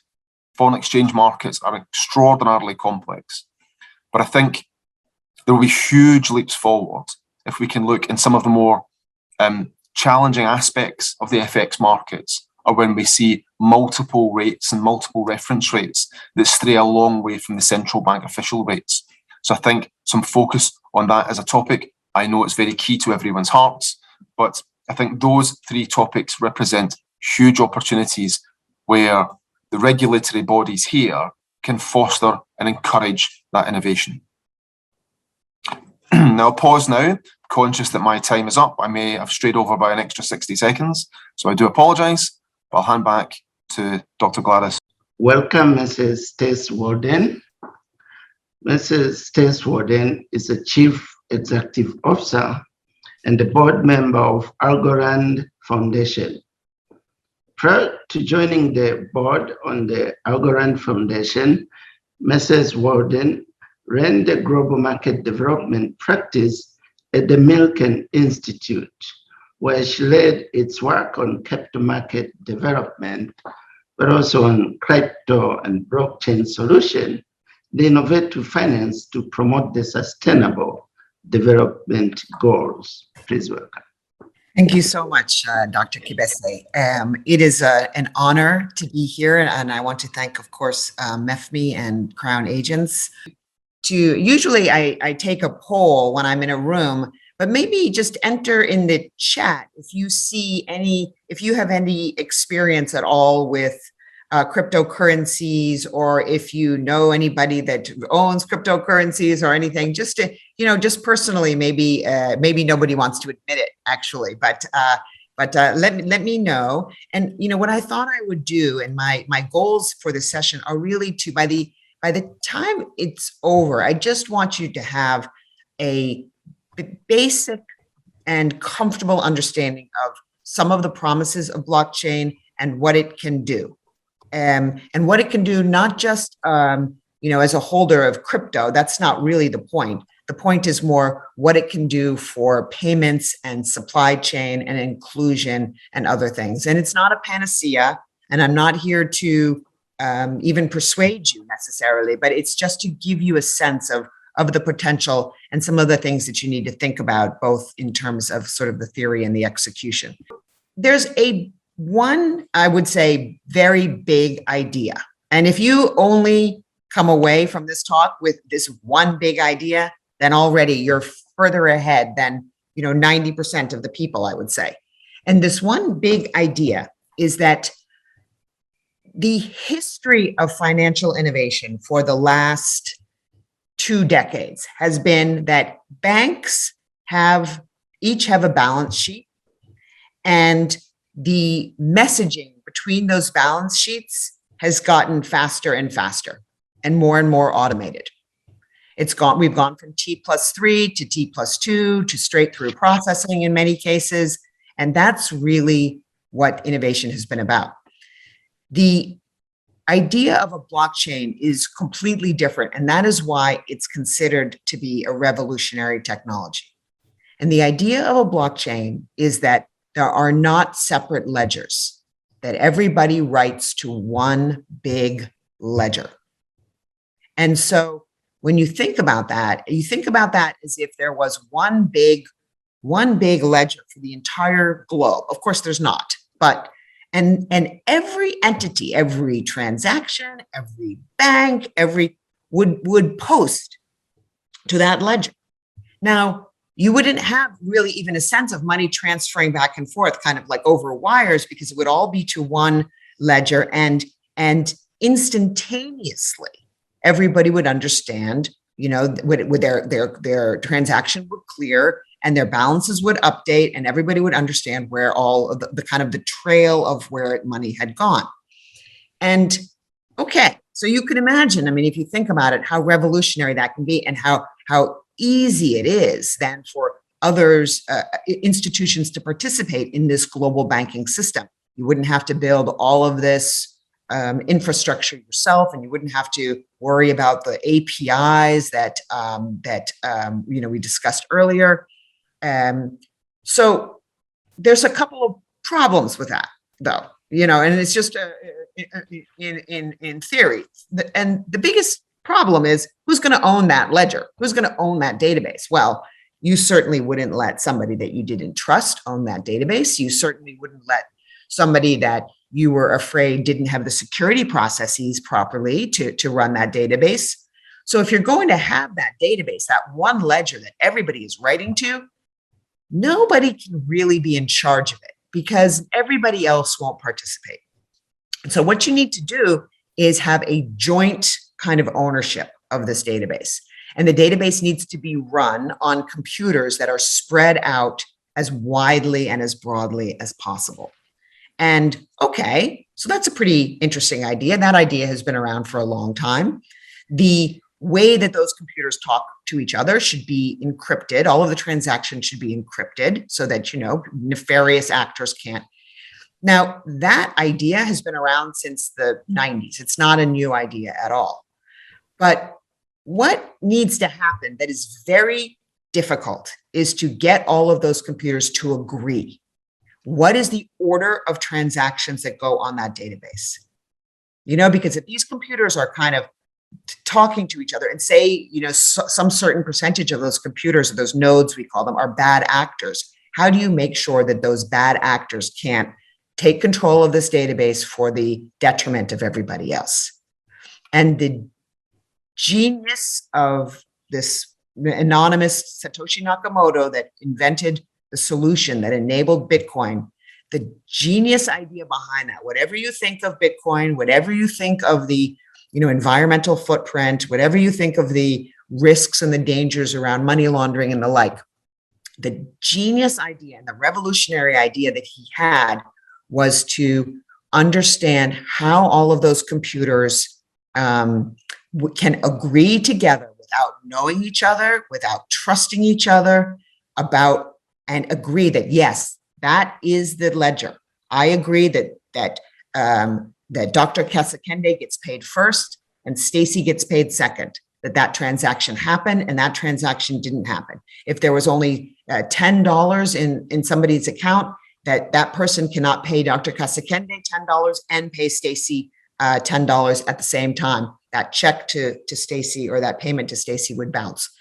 That's the big idea that he came up with, this kind of, nobody knows who he is. And so what has happened in blockchains in general, which is this ledger with its transactions that are appended to this ledger in blocks. That's the idea. And in the case of Bitcoin, for example, they append transactions to this block every 10 minutes.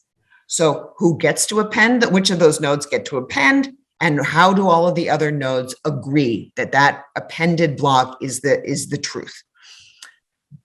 There are three basic ways to get those computers to agree. And the juice in blockchain, everything about talking about blockchain, the competition between different blockchains, is all about that mechanism to get the computers to agree. It's called the consensus mechanism. And the first consensus mechanism, and I'm going to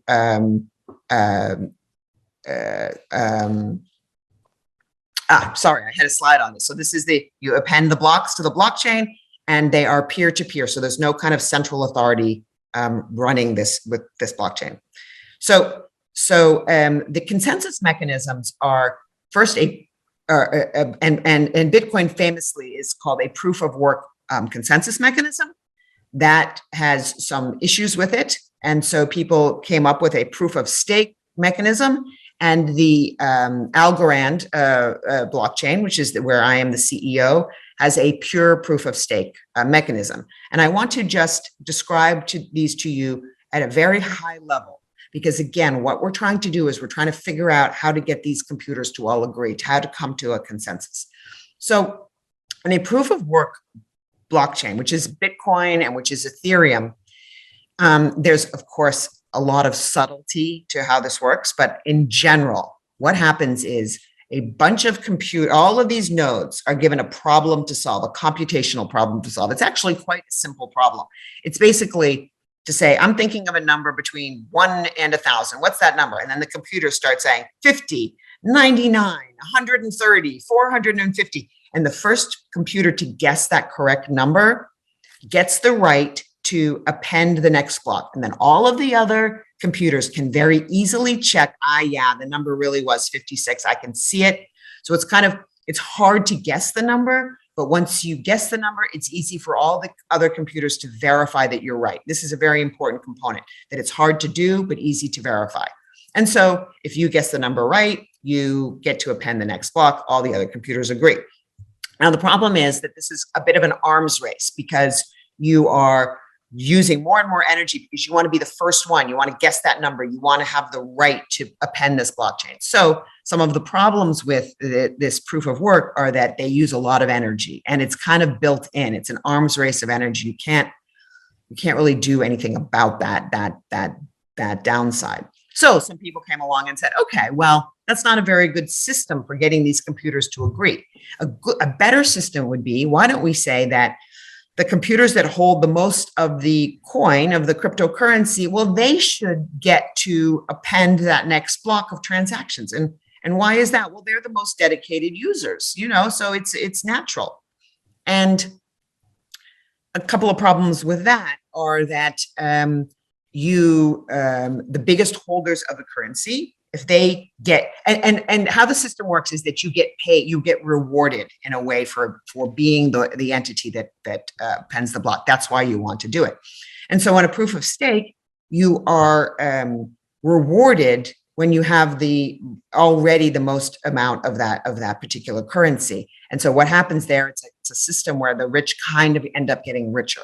That's a big downside of that. The second downside of that is that everybody knows who to attack because they know who has the most of that currency, and so the bad actors know which nodes to attack. So it's not thought of as being as secure as some of the other systems. Now there is a Turing Award winner and tenured professor at MIT named Silvio Macaulay. He's one of the most famous cryptographers in the world. And all of this stuff has to be encrypted, obviously, so that your transactions are safe. He invented a number of things that cryptography in general and the cryptocurrency ecosystem need. Two of them are called zero knowledge proofs and verifiable random functions. And he watched this cryptocurrency ecosystem develop from 2010 going forward. And he looked at it and he said, it's a little too expensive still. The carbon footprint is very heavy. It's not very fast. So, Bitcoin can do 13 transactions per second. It's not enough, obviously, for banking. And so he thought maybe I could build something better, and that these proof of work and proof of stake consensus mechanisms all have issues. So he said, maybe I can build something better. And he came along and he was able to raise some money and a very, very serious team of cryptographers and computer scientists, and built the Algorand blockchain. And I am proud to be the CEO of the foundation that supports that technology. And the consensus mechanism, and I don't mean to make this an advertisement, but the consensus mechanism of Algorand is more probabilistic. So in a way, if you have more, algo is the coin of our blockchain. If you have more, your chances of appending the next block get better, but it is not determined in the way that other proof of stakes are. So it's called a pure proof of stake. It's based on randomness and probabilistic encryption. And so the Algorand blockchain is carbon neutral. We use the energy of about 7 houses, and we buy energy offsets to make sure that we're always carbon negative. And we can do now 10,000 transactions per second. And we have a final settlement in for about 4.5 seconds. That's final settlement. So when you think about the T+3, remember when I was working in banking, we moved from T+3 to T+2. It was such a big deal, but crypto, in the case of Algorand, it settles in 4 seconds, final settlement, and no forking of the blockchain, which is kind of a problem in blockchains. I won't get into it, but it's a problem in blockchains. And then our fees for anything, any micropayment that you want to make, any remittance that you want to make, it's 0.001 algo, and that's a sub-penny transaction fee. Imagine sending remittances with no fees whatsoever. And then we don't fork, as I mentioned before. So again, this is the blockchain that I know the most about, obviously. But the idea is basically the same amongst them all, except that you and I'll sort of send this around so you can kind of see how it works. But the idea amongst them all is the same, that everybody is writing to one ledger. That ledger needs to be maintained by many different entities. It can't be maintained by one because you don't want to trust one entity. And all of those entities, those nodes, need to figure out who gets to, they all, every 10 minutes or so, in our case, every 4 seconds, but in Bitcoin, every 10 minutes, all these entities, they scoop up the transactions and they fight over who gets to append the next ones to the block, and they get paid for that. That's how it works. Now, there are some very interesting, and the rest of my time, which is the next 10 minutes. No, how much time do I have? Yes, the next 10 minutes. I want to talk about some of the important use cases and benefits of this technology. And the first is, I think, not as well understood. And so I want to start with that. And it solves the holdup, a kind of a famous problem in game theory, actually, called the holdup problem. And the holdup problem says, and the example that is often used is, there is say a coal mine, and you want to build a refinery. You should build the refinery right next to the coal mine. But you aren't going to do that, because once you do that, the coal mine has all kinds of bargaining advantages over you, because you are now locked in. You've already, you have no bargaining power. You can't walk away because you've already spent all of this money. So you will build your refinery equidistant to various other coal mines so that you can preserve your bargaining power, and you get a suboptimal outcome because of that. And the same thing happens with databases. You as government officials, of course, you know this very, very well. Government entities don't want to share their data, because once you do, you lose control over it. You have to often incur high costs to make your data look like the data of the administrator of that database, and you are not often recognized for that data. So with in a blockchain environment, this problem is solved, because it's a central database.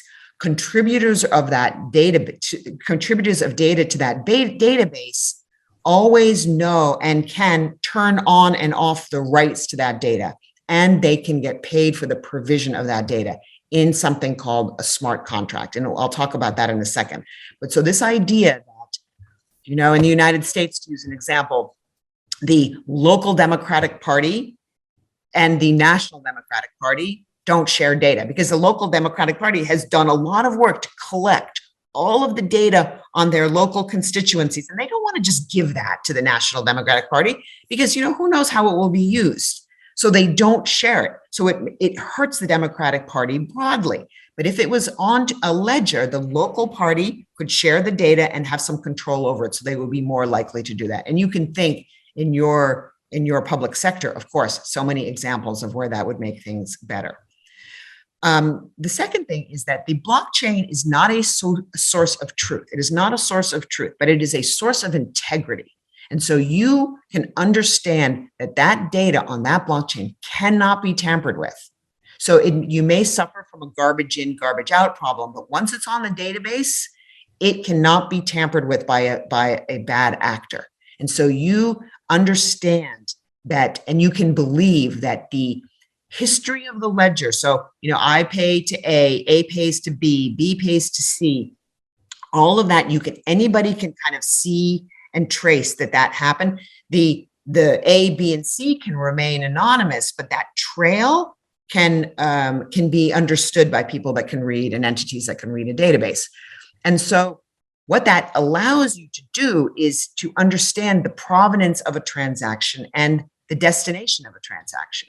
So if you entered supply chains information, for example, to a database, everybody would know. If you put a kind of a barcode on something, and again, you always have to worry about how the data gets onto the database, but if you put a barcode and everybody kind of tracked it through the same database, and everybody would know in a very efficient way where that thing was and how it was traveling through time, because every step you would kind of treat as a transaction, and that joint ledger could be seen by anybody. And then you can also imagine one of the very earliest cases of blockchain usage was for blood diamonds, and that you could see that always you could be clear that your diamonds may have come from South Africa, say, not from Sierra Leone, say, during the wartime. And so if you wanted as a consumer to make that distinction, you could do that using a blockchain. In the same way, you can trace destination. So if I want to give money for cataract surgery, I could make sure that I could see the very final that address where that money went to was the address of a doctor doing cataract surgery. And this is, of course, a picture of the potential. There's problems of execution and everybody agreeing along the way. Of course, everything is harder in real life.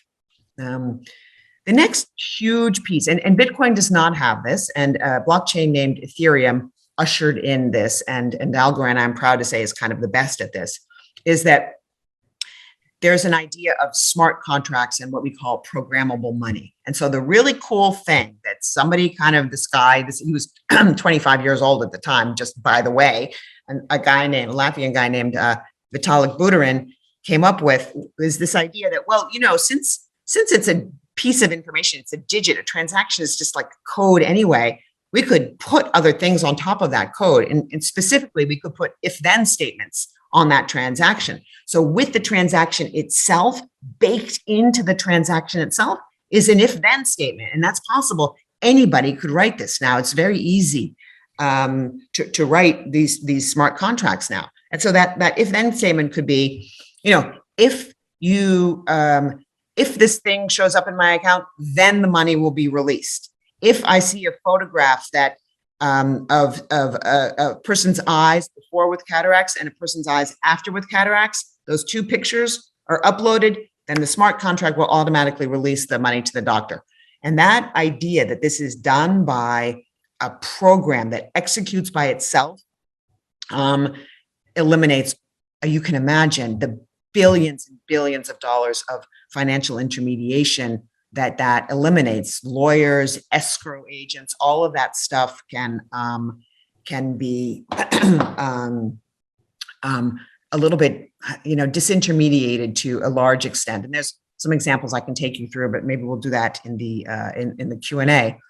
The next thing is that bigger things can be tokenized and put on chain. So you have right now, I think, a lot of problems for liquidity of financial markets, and that is because things are lumpy.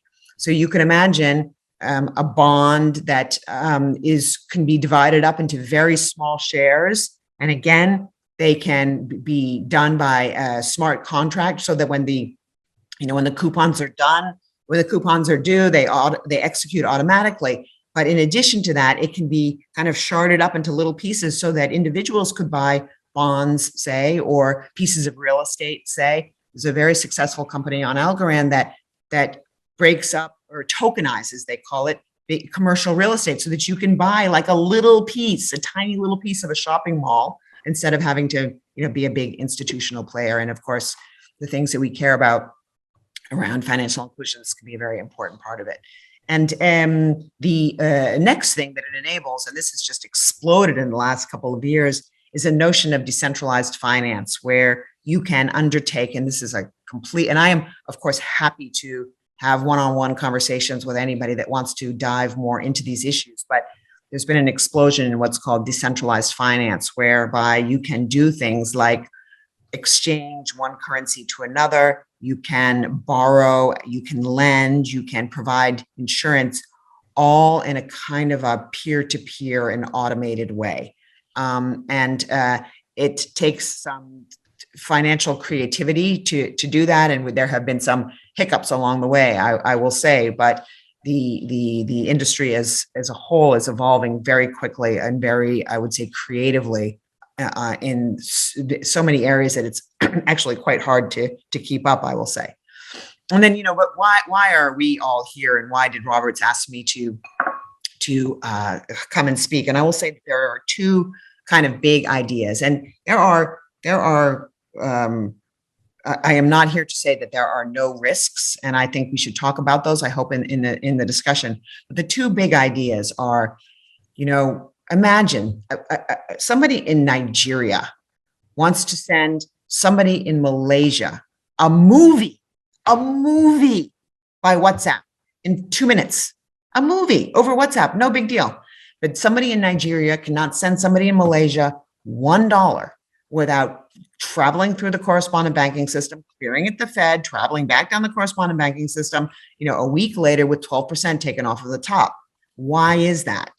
And this idea that you can now transfer value in the same way that we now have become used to transferring information is pretty revolutionary, I think, for financial inclusion. And in that case, if both of those entities were on the same blockchain, that transaction would happen instantaneously. That person in Malaysia would get the money instantaneously from the person in Nigeria. And so why I'm in this game, and I've always, those of you that know me, have always cared about, private sector led growth, access to capital, financial inclusion. That's why I'm, here on this planet. This is the first thing that I have come across that I thought, okay, there's going to be problems and there's going to be issues of implementation, but this is maybe actually something that can really work to bring the 1.7 billion people that don't have access to the international financial system, to bring them into that financial system. And I believe that eventually this is going to be an important component of that. And now everybody talks about Web3, and it's the same idea. And it's the idea that you now provide data for free to huge companies that abuse your data and pay you in thumbs up signs and likes, all that data that you contribute to Facebook, that you contribute to Twitter, and you don't own it. And Twitter and Facebook are nothing without the data that you provide. The idea of Web3 in a blockchain kind of environment is that if you provide that data, it's the same thing that I started with, this holdup problem. If you provide the data, you will be compensated in some way for that data provision. And so the idea is that you will, if you're an Uber driver, you have a share of Uber, basically, instead of just being paid by Uber. And so I think I'm excited about it, and I will stop there and take, I hope, some questions and comments from the esteemed audience. Thank you so much. Just to elaborate on SWIFT GPI to start with, it's the global payment innovation launched by SWIFT, and we are all acutely aware, and Stacey has touched upon it, of the challenges associated with correspondent banking chains. And your bank may be able to provide proof to you that it has sent a payment by sharing with you a SWIFT message to confirm that they have instructed that payment. But the beneficiary may still claim non-receipt. And what the GPI provides a tracking number that allows banks to be able to access, using the SWIFT platform, the exact whereabouts of a payment at any particular time. So you know whether it sits with your own bank, whether it's with the beneficiary bank that is yet to be applied to the beneficiary's account, or whether it's sat in a particular correspondent in the chain, and if so, which correspondent is it sat with. Provides a much, much greater level of transparency, which is incredibly helpful. In terms of what are we seeing from a how these technologies can be used. I think what we've seen in other parts of the world, if I can give the example of Bangladesh, if I may. So Bangladesh, very similar to a number of African countries, a very large diaspora, living and working overseas and sending money back home to Bangladesh on a regular basis. And what Bangladesh has is a very active mobile money market, not dissimilar to many African markets. And of course, but there is a much larger percentage of banked population. So cross-border mobile payments and cross-border ACH payments are sort of equally prevalent in the market. And what the banking sector has created there are, very standard APIs. And when you connect into one, there is interoperability, so you can send payments across all. And I think that's a really good example of how, a developing an emerging economy with a very large diaspora and looking to capture the value that diaspora looks to send back home has done so in a very streamlined manner. It also, and was touched upon in one of the other questions in the chat around, it creates much greater transparency for taxation with regards the sending of or the settlement of cross-border invoices. Because if you can identify through your ACH system what is a true domestic transaction versus what an international transaction, and if different taxation levels apply to those type of transactions, as is often the case, then you can apply the appropriate tariff. The third piece, Dr. Kibese, is on the final piece around, are central banks and regulators overly regulating in the financial sort of innovation and technology space? And I think that's an excellent question. I don't know if you raised that one yourself or whether you're passing on somebody else's question, but I'll give you the credit for it if I may. It's an excellent question because it's a real tightrope that I feel central banks have to walk. I'll not share names, but I remember speaking to a group of African central bank governors in Washington with the World Bank and IMF spring or annual meetings one year, back when we could all do those things in person. And they were saying that they loved what fintech did for their diaspora. They loved what it did for their domestic population, putting more money in the hands of mum and dad at the market. But they were concerned about lax controls around anti-financial crime, creating an opportunity for a terrorist cell to be financed. And that was the primary concern.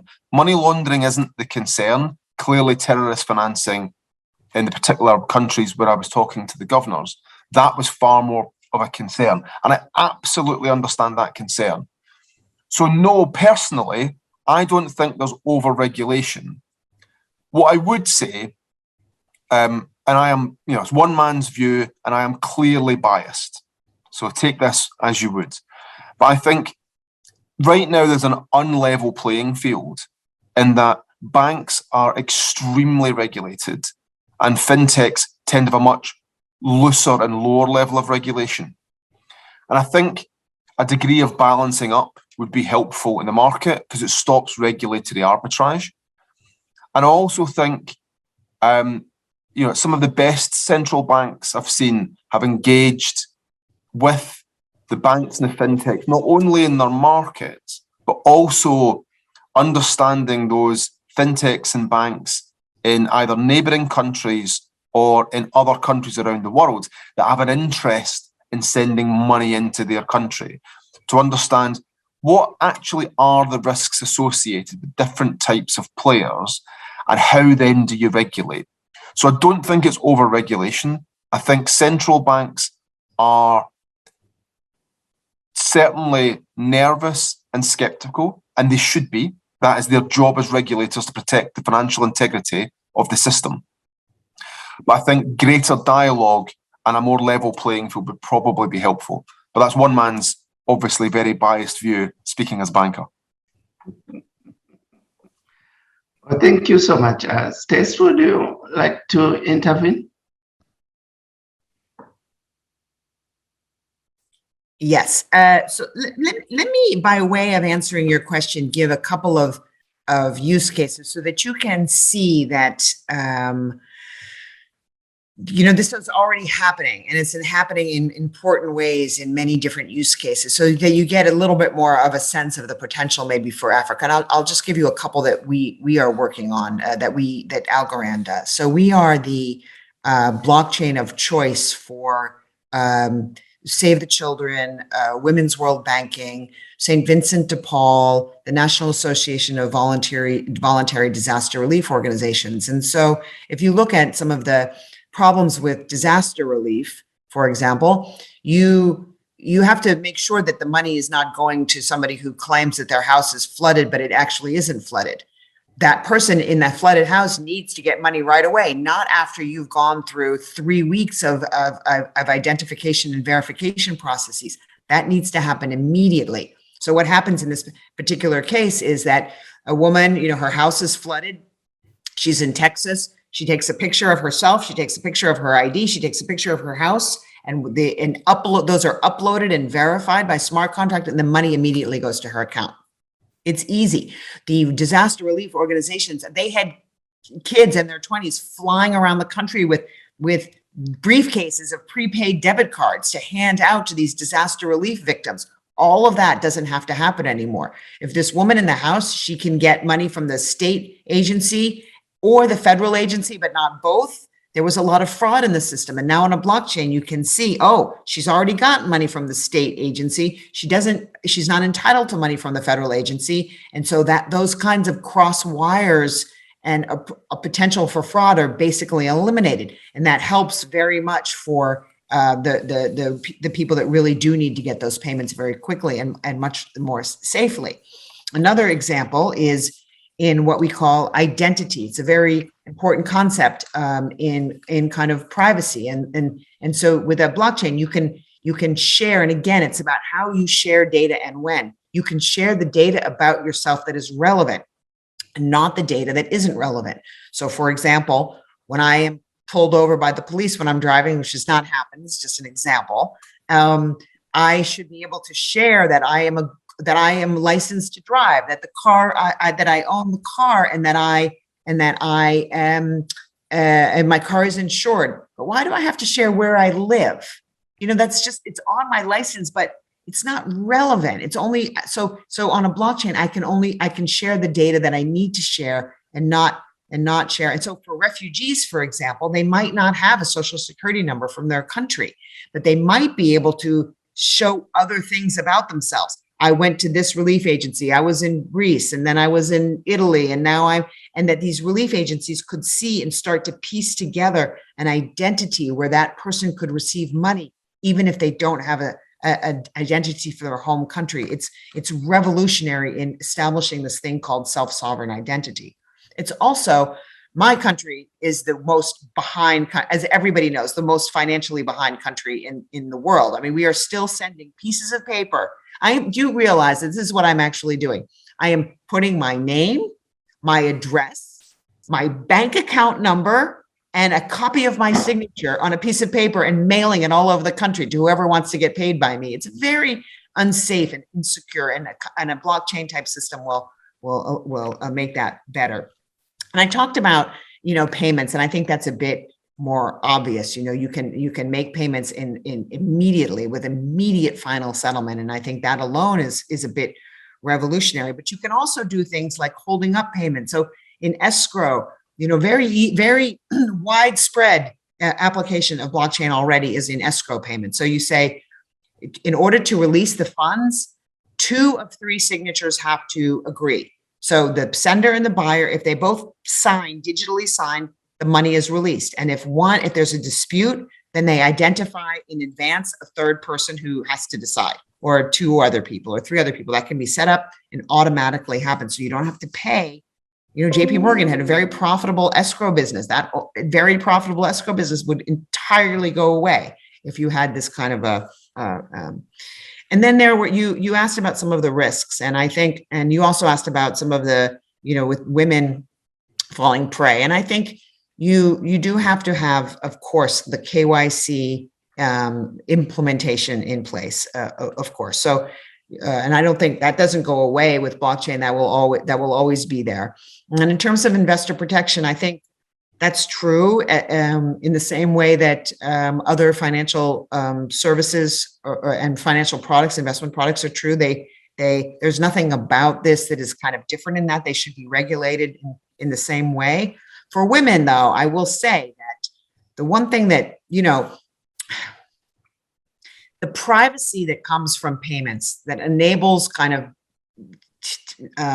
drug dealers, say, is the bad side of this. The good side of this, and I think there are lots of men on this call, so maybe you won't think of this as really a good side, but is also what enables in Afghanistan payments where women don't have a lot of rights to be able to keep their money. And a very famous early Bitcoin example is an arts collective in Afghanistan where these women were paid in Bitcoin. I mean, this was 5 or 6 years ago, very early. And these women were able to keep that money, and they were able to keep it away because they are the only ones that had the private key. They were able to keep it away from their fathers and husbands and brothers.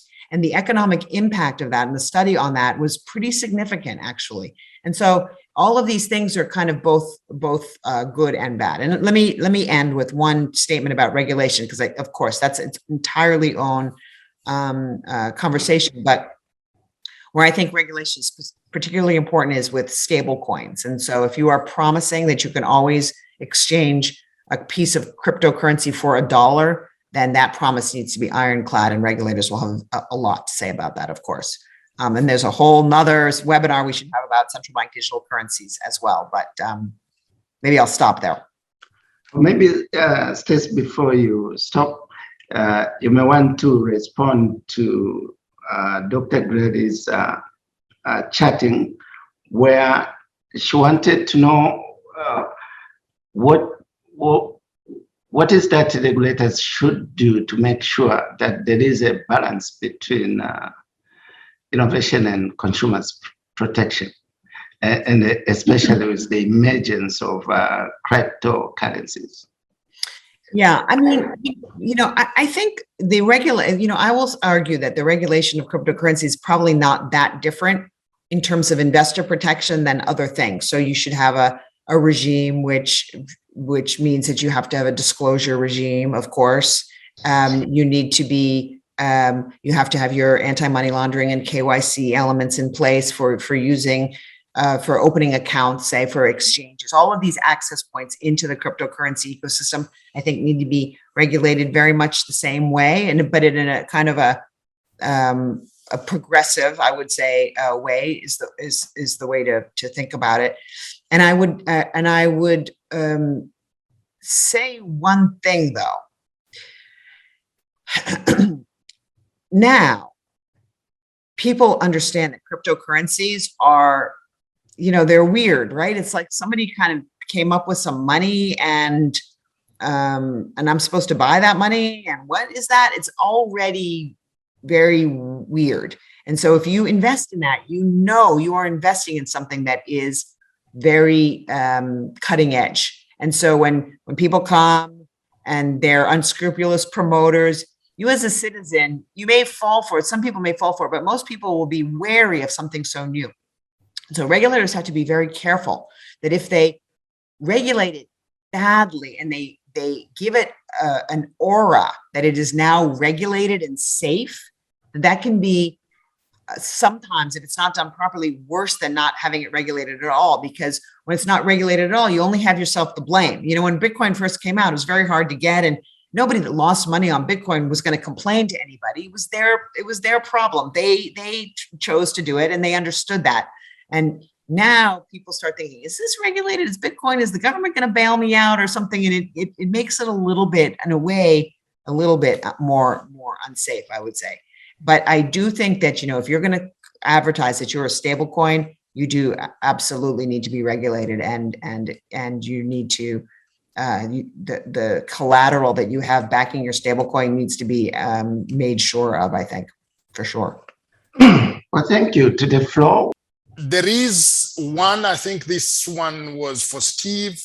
With so many channels existing in our markets, thanks to technology, would you also shed some light on interoperability of these so many channels available for payments? Then there is Chipika talking about loss of money, and I think Stacey has just touched on it, where cryptos are presented as a form of investments. And she says, I know many women who have lost hard-won money in crypto investments, and it is, in her view, very sad. Steve, this one is to Steve. You talked about enhancing SCH, which is the automatic clearing, to improve settlement and transparency in the payment system locally, and SWIFT internationally. How do you think this will impact national payment switch in the future and its contribution in improving efficiency in government revenue collections, which is a major preoccupation of some of us? This is from Lawrence Mafuru.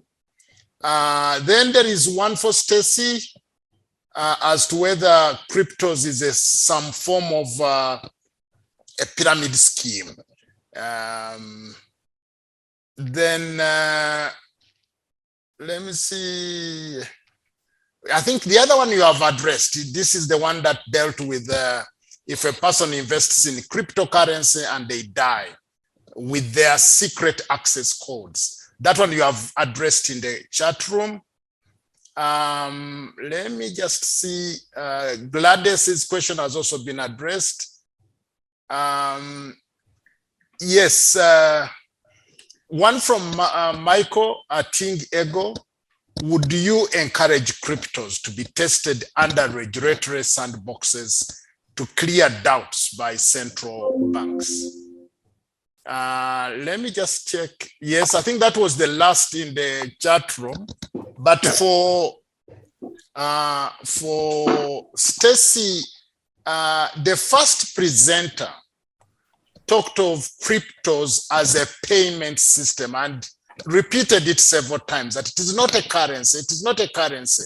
But in your presentation, you've presented it as a currency, and you can hold it as a form of saving. I think it would be good for all the participants for you to clarify, I think, on that issue. And maybe Steve, at a later stage also, you've advocated for SWIFT, even in the regional payments scheme. But recently, Russia was just kicked out of SWIFT. What are the risks and how do we manage that particular risk? So back to you, Chairman. To touch on the first one, interoperability, I think it's critical. You know, the alternative to interoperability is a series of proprietary channels, and then you find a confusing array of options and a lack of critical mass. The other thing that happens is that you become a hostage to fortune, in that if I, as a UK bank, want to use, I'll touch upon Kenya just because the example was given earlier about the prevalence of, you know, M-Pesa, but also multiple other channels across the country. If I find a payment partner in one channel and it's not interoperable with others, I therefore have to dedicate additional resource from an engineering perspective to open up additional corridors to service the same market. That means my cost to serve is higher, and therefore I have to charge my clients more money. So it's interoperability creates a lower cost base, therefore allowing consumers and corporates to benefit. The other thing that happens when you don't have interoperability is that I become hostage to my payment partner's liquidity price. So they will insist that I fund them in a hard currency. they will convert to local currency at a rate of their choosing, and I have no ability to fund from an alternative liquidity source. Being able to fund across the whole market, drop it into any Nostro account or any wallet, and then disperse that across the entire ecosystem creates the least amount of technical debt that I will build up in that country when I create these API connections. It also reduces the cost drastically to myself as an organization, and therefore allows me to pass on those savings to my clients. So I think interoperability is key.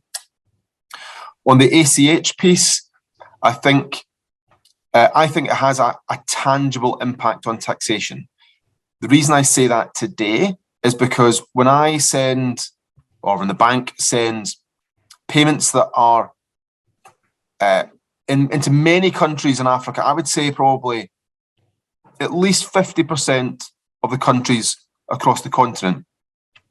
When we send a payment that is sub 10,000 US dollars, typically the cutoff for local ACH systems, our local partner bank will just push that payment through the local ACH clearing rather than through the local CHAPS, or the local RTGS clearing system. Generally, with SWIFT and with RTGS settlement systems, there is reporting to the central bank in order to ensure that invoices that are settled cross-border, if there is documentation that has to be captured, it is done so, and that any taxation is therefore levied and paid to the central bank. If it goes through the ACH system, that doesn't happen. That's not our preference. That's the preference of our local partner bank on the ground. So it's just simply because the value is lower, it's cheaper and easier for them to put it through the local ACH system. If you create greater transparency and clarity around the usage of ACH, and you create a more straight through process for that ACH, you can not only, you increase the reporting opportunity, and that allows the central bank to understand what are domestic uses of ACH versus what are international uses, and therefore what do you levy a different levy of tax on. The third piece around SWIFT, and you're absolutely correct, we have seen Russia removed from SWIFT. Now, SWIFT, of course, I'm no proponent of SWIFT. What I would say about SWIFT is it is the global messaging system that banks use. There are other alternatives that have been created, none of which currently have the critical mass. I think when you have a system like SWIFT, that certainly allows the settlement of payments. There is always a risk associated with that group membership. However, the number of banks we have seen excluded is exceptionally small and comes down to sanctions rather than SWIFT. So it's not SWIFT themselves or the banks that own SWIFT that have taken that action. They are just simply responding to the sanctions that have been applied by the US, the UK, Europe, and such like. What I would say is that access to ACH invariably isn't via SWIFT. SWIFT is a great platform in that it's a very level playing field, it's standardized across the world, but the costs are comparatively high. If you're sending relatively low value transactions, so I would say transactions of less than, say, 5,000 US dollars, accessing international ACH is a more cost-effective means because ACH tends to be a lot cheaper. But then it links back to creating the correct tech stack in commercial banks and across the ACH clearing systems to allow external access to them so that the file is transferred not via SWIFT, but via an API or an SFTP that therefore allows the most cost-effective means, but you do need greater controls within the ACH systems to do that. So I think SWIFT today is the most suitable platform we have as bankers, but that doesn't mean it has to remain so. Although I do know that SWIFT is doing a lot of work to try and reduce the cost of lower value transactions. And again, I think that's where Mefmi using its convening power to work with SWIFT central banks and commercial banks to understand more broadly what those opportunities present would be a really useful use of time. Thank you. Well, thank you so much. Back to Stacey. Dr. Kasekende asking me hard questions reminds me of when he was deputy governor, and he would ask me hard questions when I was trying to, when I was at JP Morgan. So the question about whether it's a currency or a payments is actually a very complicated question. And the short answer is that it can be both depending on the protocol and depending on the use case. The basic idea, though, is that if you have a closed system, a blockchain, which means that you control all of the nodes, or you and your friendly institutions control all of the different computers, you will maintain that blockchain together on a friendly basis. It's not as secure because, well, you determine your own security on it.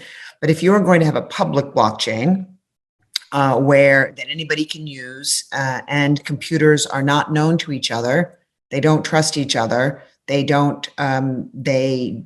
have no reason to work together, those computers need to be incented to share data and to work for the betterment of the system. And that requires a currency. And so public blockchains always have a currency associated with them. And that currency, so for example, in Bitcoin, the miners are paid in Bitcoin every time they append a block. In Algorand, transactions go back and forth, but they use the algo as a mechanism for doing that. And of course, the algo as a currency becomes more valuable the more the network is used, the more transactions that are on it, the higher the velocity of money, the more often those transactions occur, the higher the balances that people keep. And so when you are thinking about things like remittances, you have a couple of different options. So if we work with, say, Save the Children in the Philippines, and I want to send some money, I can send either Algo through an Algorand wallet immediately. I can send some Algorand, some Algo it's called. And that Algo will have an interest rate typically that is higher than some of the local currencies. I can send a US dollar stable coin. It's called USDC is sort of the more institutional one. And then on the other end, though, that local bank needs to be able to, you either need to be able to spend Algo in the local community, or you can transfer from Algo to USDC very easily, of course, but then you need to get from this USDC back into the banking system to get your local currency. That's where the regulatory opportunity is when you are transferring back into the local currency. That's where you have to make sure that you have your KYC and your other elements. For me, the risk, just to touch back on this risk point, I think we did talk about the women's point in the last time, so I won't repeat too much there. But for me, the risk is not so much that central bankers, if I may be so bold to suggest, the risk is not, it's the risk of the KYC is not so complicated. It's you understand that risk. You understand how to do it. You have mechanisms in place. You have to verify identity. You also understand tracing of money. That is, by the way, much easier on a blockchain than it is in the regular banking system. So all of that actually gets easier for you because you can easily see where money is coming and going. You have to identify the person associated with it, but that's not as hard a problem compared to tracing money through the banking system, in my view. What is the risk that I think you need to pay a lot of attention to is operational risk of banks, because crypto transactions settle immediately. They settle immediately. And a bank is used to reconciling at the end of the day, settling their books on the end of the day. And the banking system is also used to reversing transactions if there is a complaint or there is a mistake. And that does not happen in crypto. Once you send that money, or if you lose your key, or if you lose your password, or you want to make a mistake, nobody cares. There's nobody to complain to. There's nobody they may feel sorry for you, but it's a very adult kind of system. And so to have on a bank balance sheet some transactions that settle immediately with absolute finality and some transactions that settle at the end of the day is very it can be tricky operationally. And I think that's something that central banks need to really watch for and be careful about. And so some of the initial proposals, they are not the proposals now in the United States, was to let banks do crypto, is actually ironically not probably the right solution, because you want crypto specific entities so that the balance sheet is all the same, working with banks, as opposed to banks having both on their balance sheet, seems to be where some of the thinking is now on it. Yeah, sorry, Tracy, would you quickly touch on a question that was raised by Dr. Matingi Ego on whether you would encourage cryptos to be tested and regulatory set boxes to clear the darks by central bankers? Do you want to Yeah. touch that? Yes, please.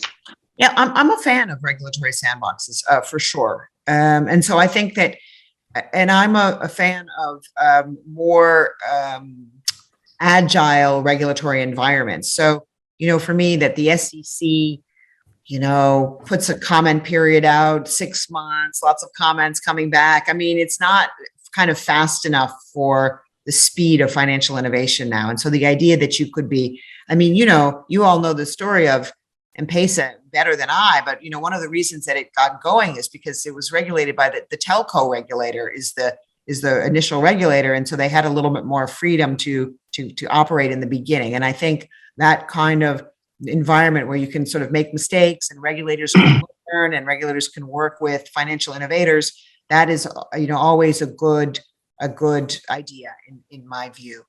I do think though that, it's a much more decentralized thing. And so this is the problem. This is what makes you nervous, of course, is that, when something goes wrong, it's kind of hard to find out like who's on the phone. They're founders, but, things can go wrong that people didn't, they wrote the code incorrectly or something. So the whole thing is, you guys have very hard jobs. I'm not gonna lie to you. You have very hard jobs and it's so fast and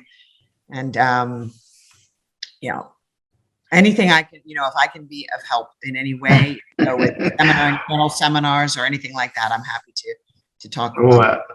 Thank you so much. And quickly, Steve, in terms of digital innovation, but again, as a replica on whether we see the same revolution in B2B payments, can you make, one or two sentences quickly to summarize your presentation? Certainly, yes. So I think the environment is ripe for innovation. I think there are some significant challenges around the use of technology and the regulatory landscape, but I think those are solvable. And I think the good news there is I think regulators across the continent have got a really important role to play in creating an environment or to fostering that ripe environment to encourage innovation and digitization. Thank you. Well, thank you so much, Steve, for this insight presentation and finality. Stace, do we take any promise on the blockchain opportunities in the payment method and beyond? One or two sentences to summarize? I just want to, reiterate again that the reason it's a little bit hard to get your mind around it is that it's different. It's not faster payments between entities. It is entities sharing one debit and credit ledger. They're sharing the ledger together. They're both writing to the same thing.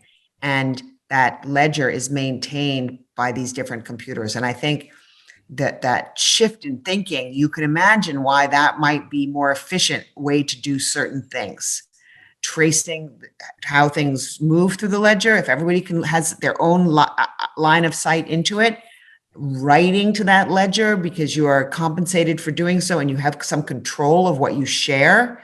These are the key kind of concepts behind a blockchain. And so, for me, for anything, it's about kind of understanding the a few fundamental things, and from that, the details sort of follow. But it's getting those big concepts clear, I think, is the way to, as for regulators, is the important, elements of it. So again, I just reiterate my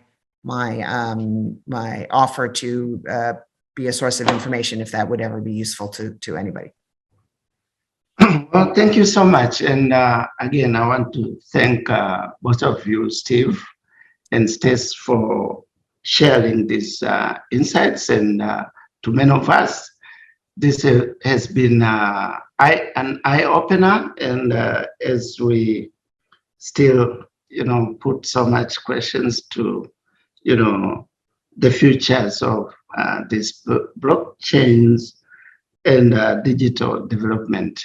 I now have the great pleasure and honor of introducing my former boss, Dr. Michael Atingiego, who is going to give us the vote of thanks.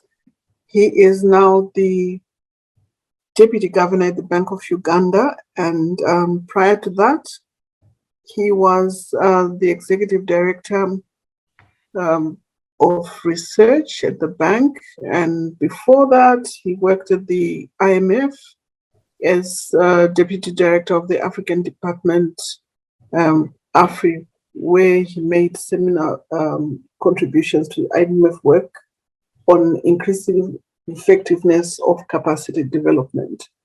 He has a very rich resume, which I will not go into detail at this stage. Dr. Atingiego holds a PhD from Liverpool University, an MSc Economics from the University of Wales, and a BSc Economics from the University, or from Makerere University. All protocol, as earlier is observed. A very good afternoon to all of you.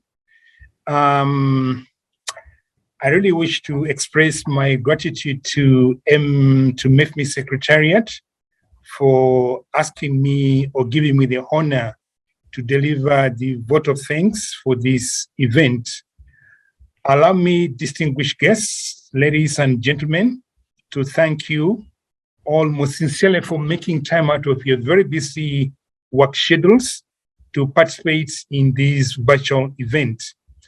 In particular, I would like to thank the financial partner for this event, the Crown Agents Investment Management, probably known as CAIM. CAIM has been supporting this forum since 2017, and we are truly grateful for the mutually beneficial relationship with them. Professor Njuguna Ndungu, who was our keynote speaker for today, our presenters, Mr. Steve Marshall and Ms. Stacy Warden, as well as the discussant, Honorable Soraya Munyana Hakuziyaya Remeye. That's quite difficult. Thank you for the very insightful presentations. I'm sure all of us here feel challenged by the issues you raised in your presentations. All I can do is to assure you that you have all encouraged us to be on course and be part of the fintech revolution. The information shared challenges us to design appropriate regulations that protect consumers and promote financial viability and stability, while at the same time avoiding constraints to innovations. Indeed, as policymakers and regulators, it is our duty to steer our economies in the right direction and not be left out of these current developments that are taking place in this digital sphere. Allow me also to thank the moderators, Dr. Masalila, Dr. Kayandabila, Dr. Kasekende, and Dr. Mpofu.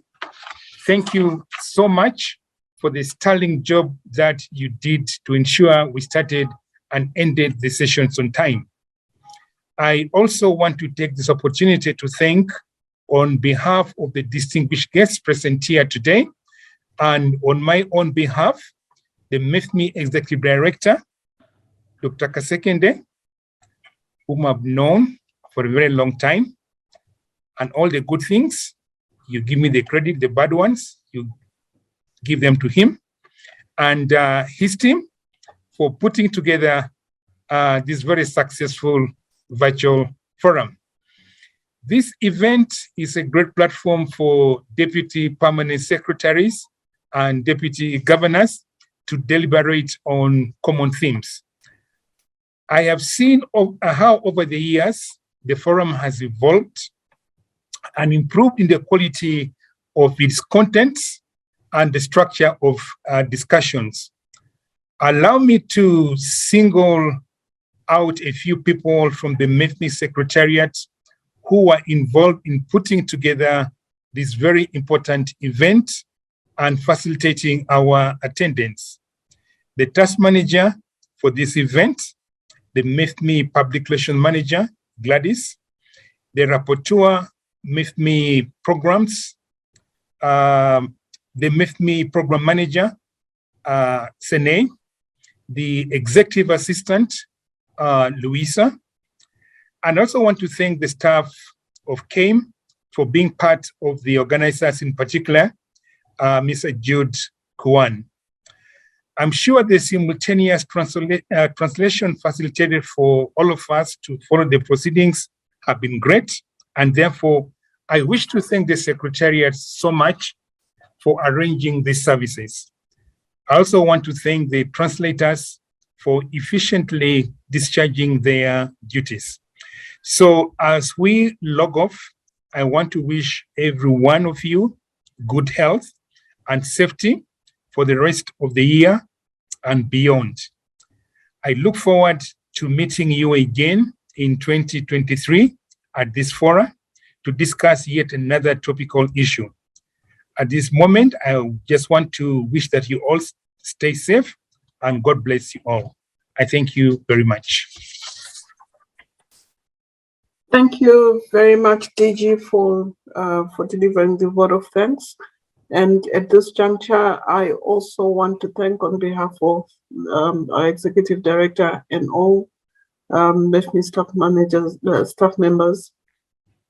Thank you for making time to be with us today, and we look forward to hosting you again around the same time in 2023, hopefully, COVID allowing and the environment allowing, it will be a face-to-face event.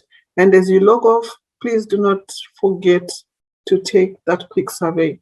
It helps us to improve and to bring you more exciting and more informative and relevant discussions in future. So we thank you and I wish you a pleasant day. Goodbye. Asante sana.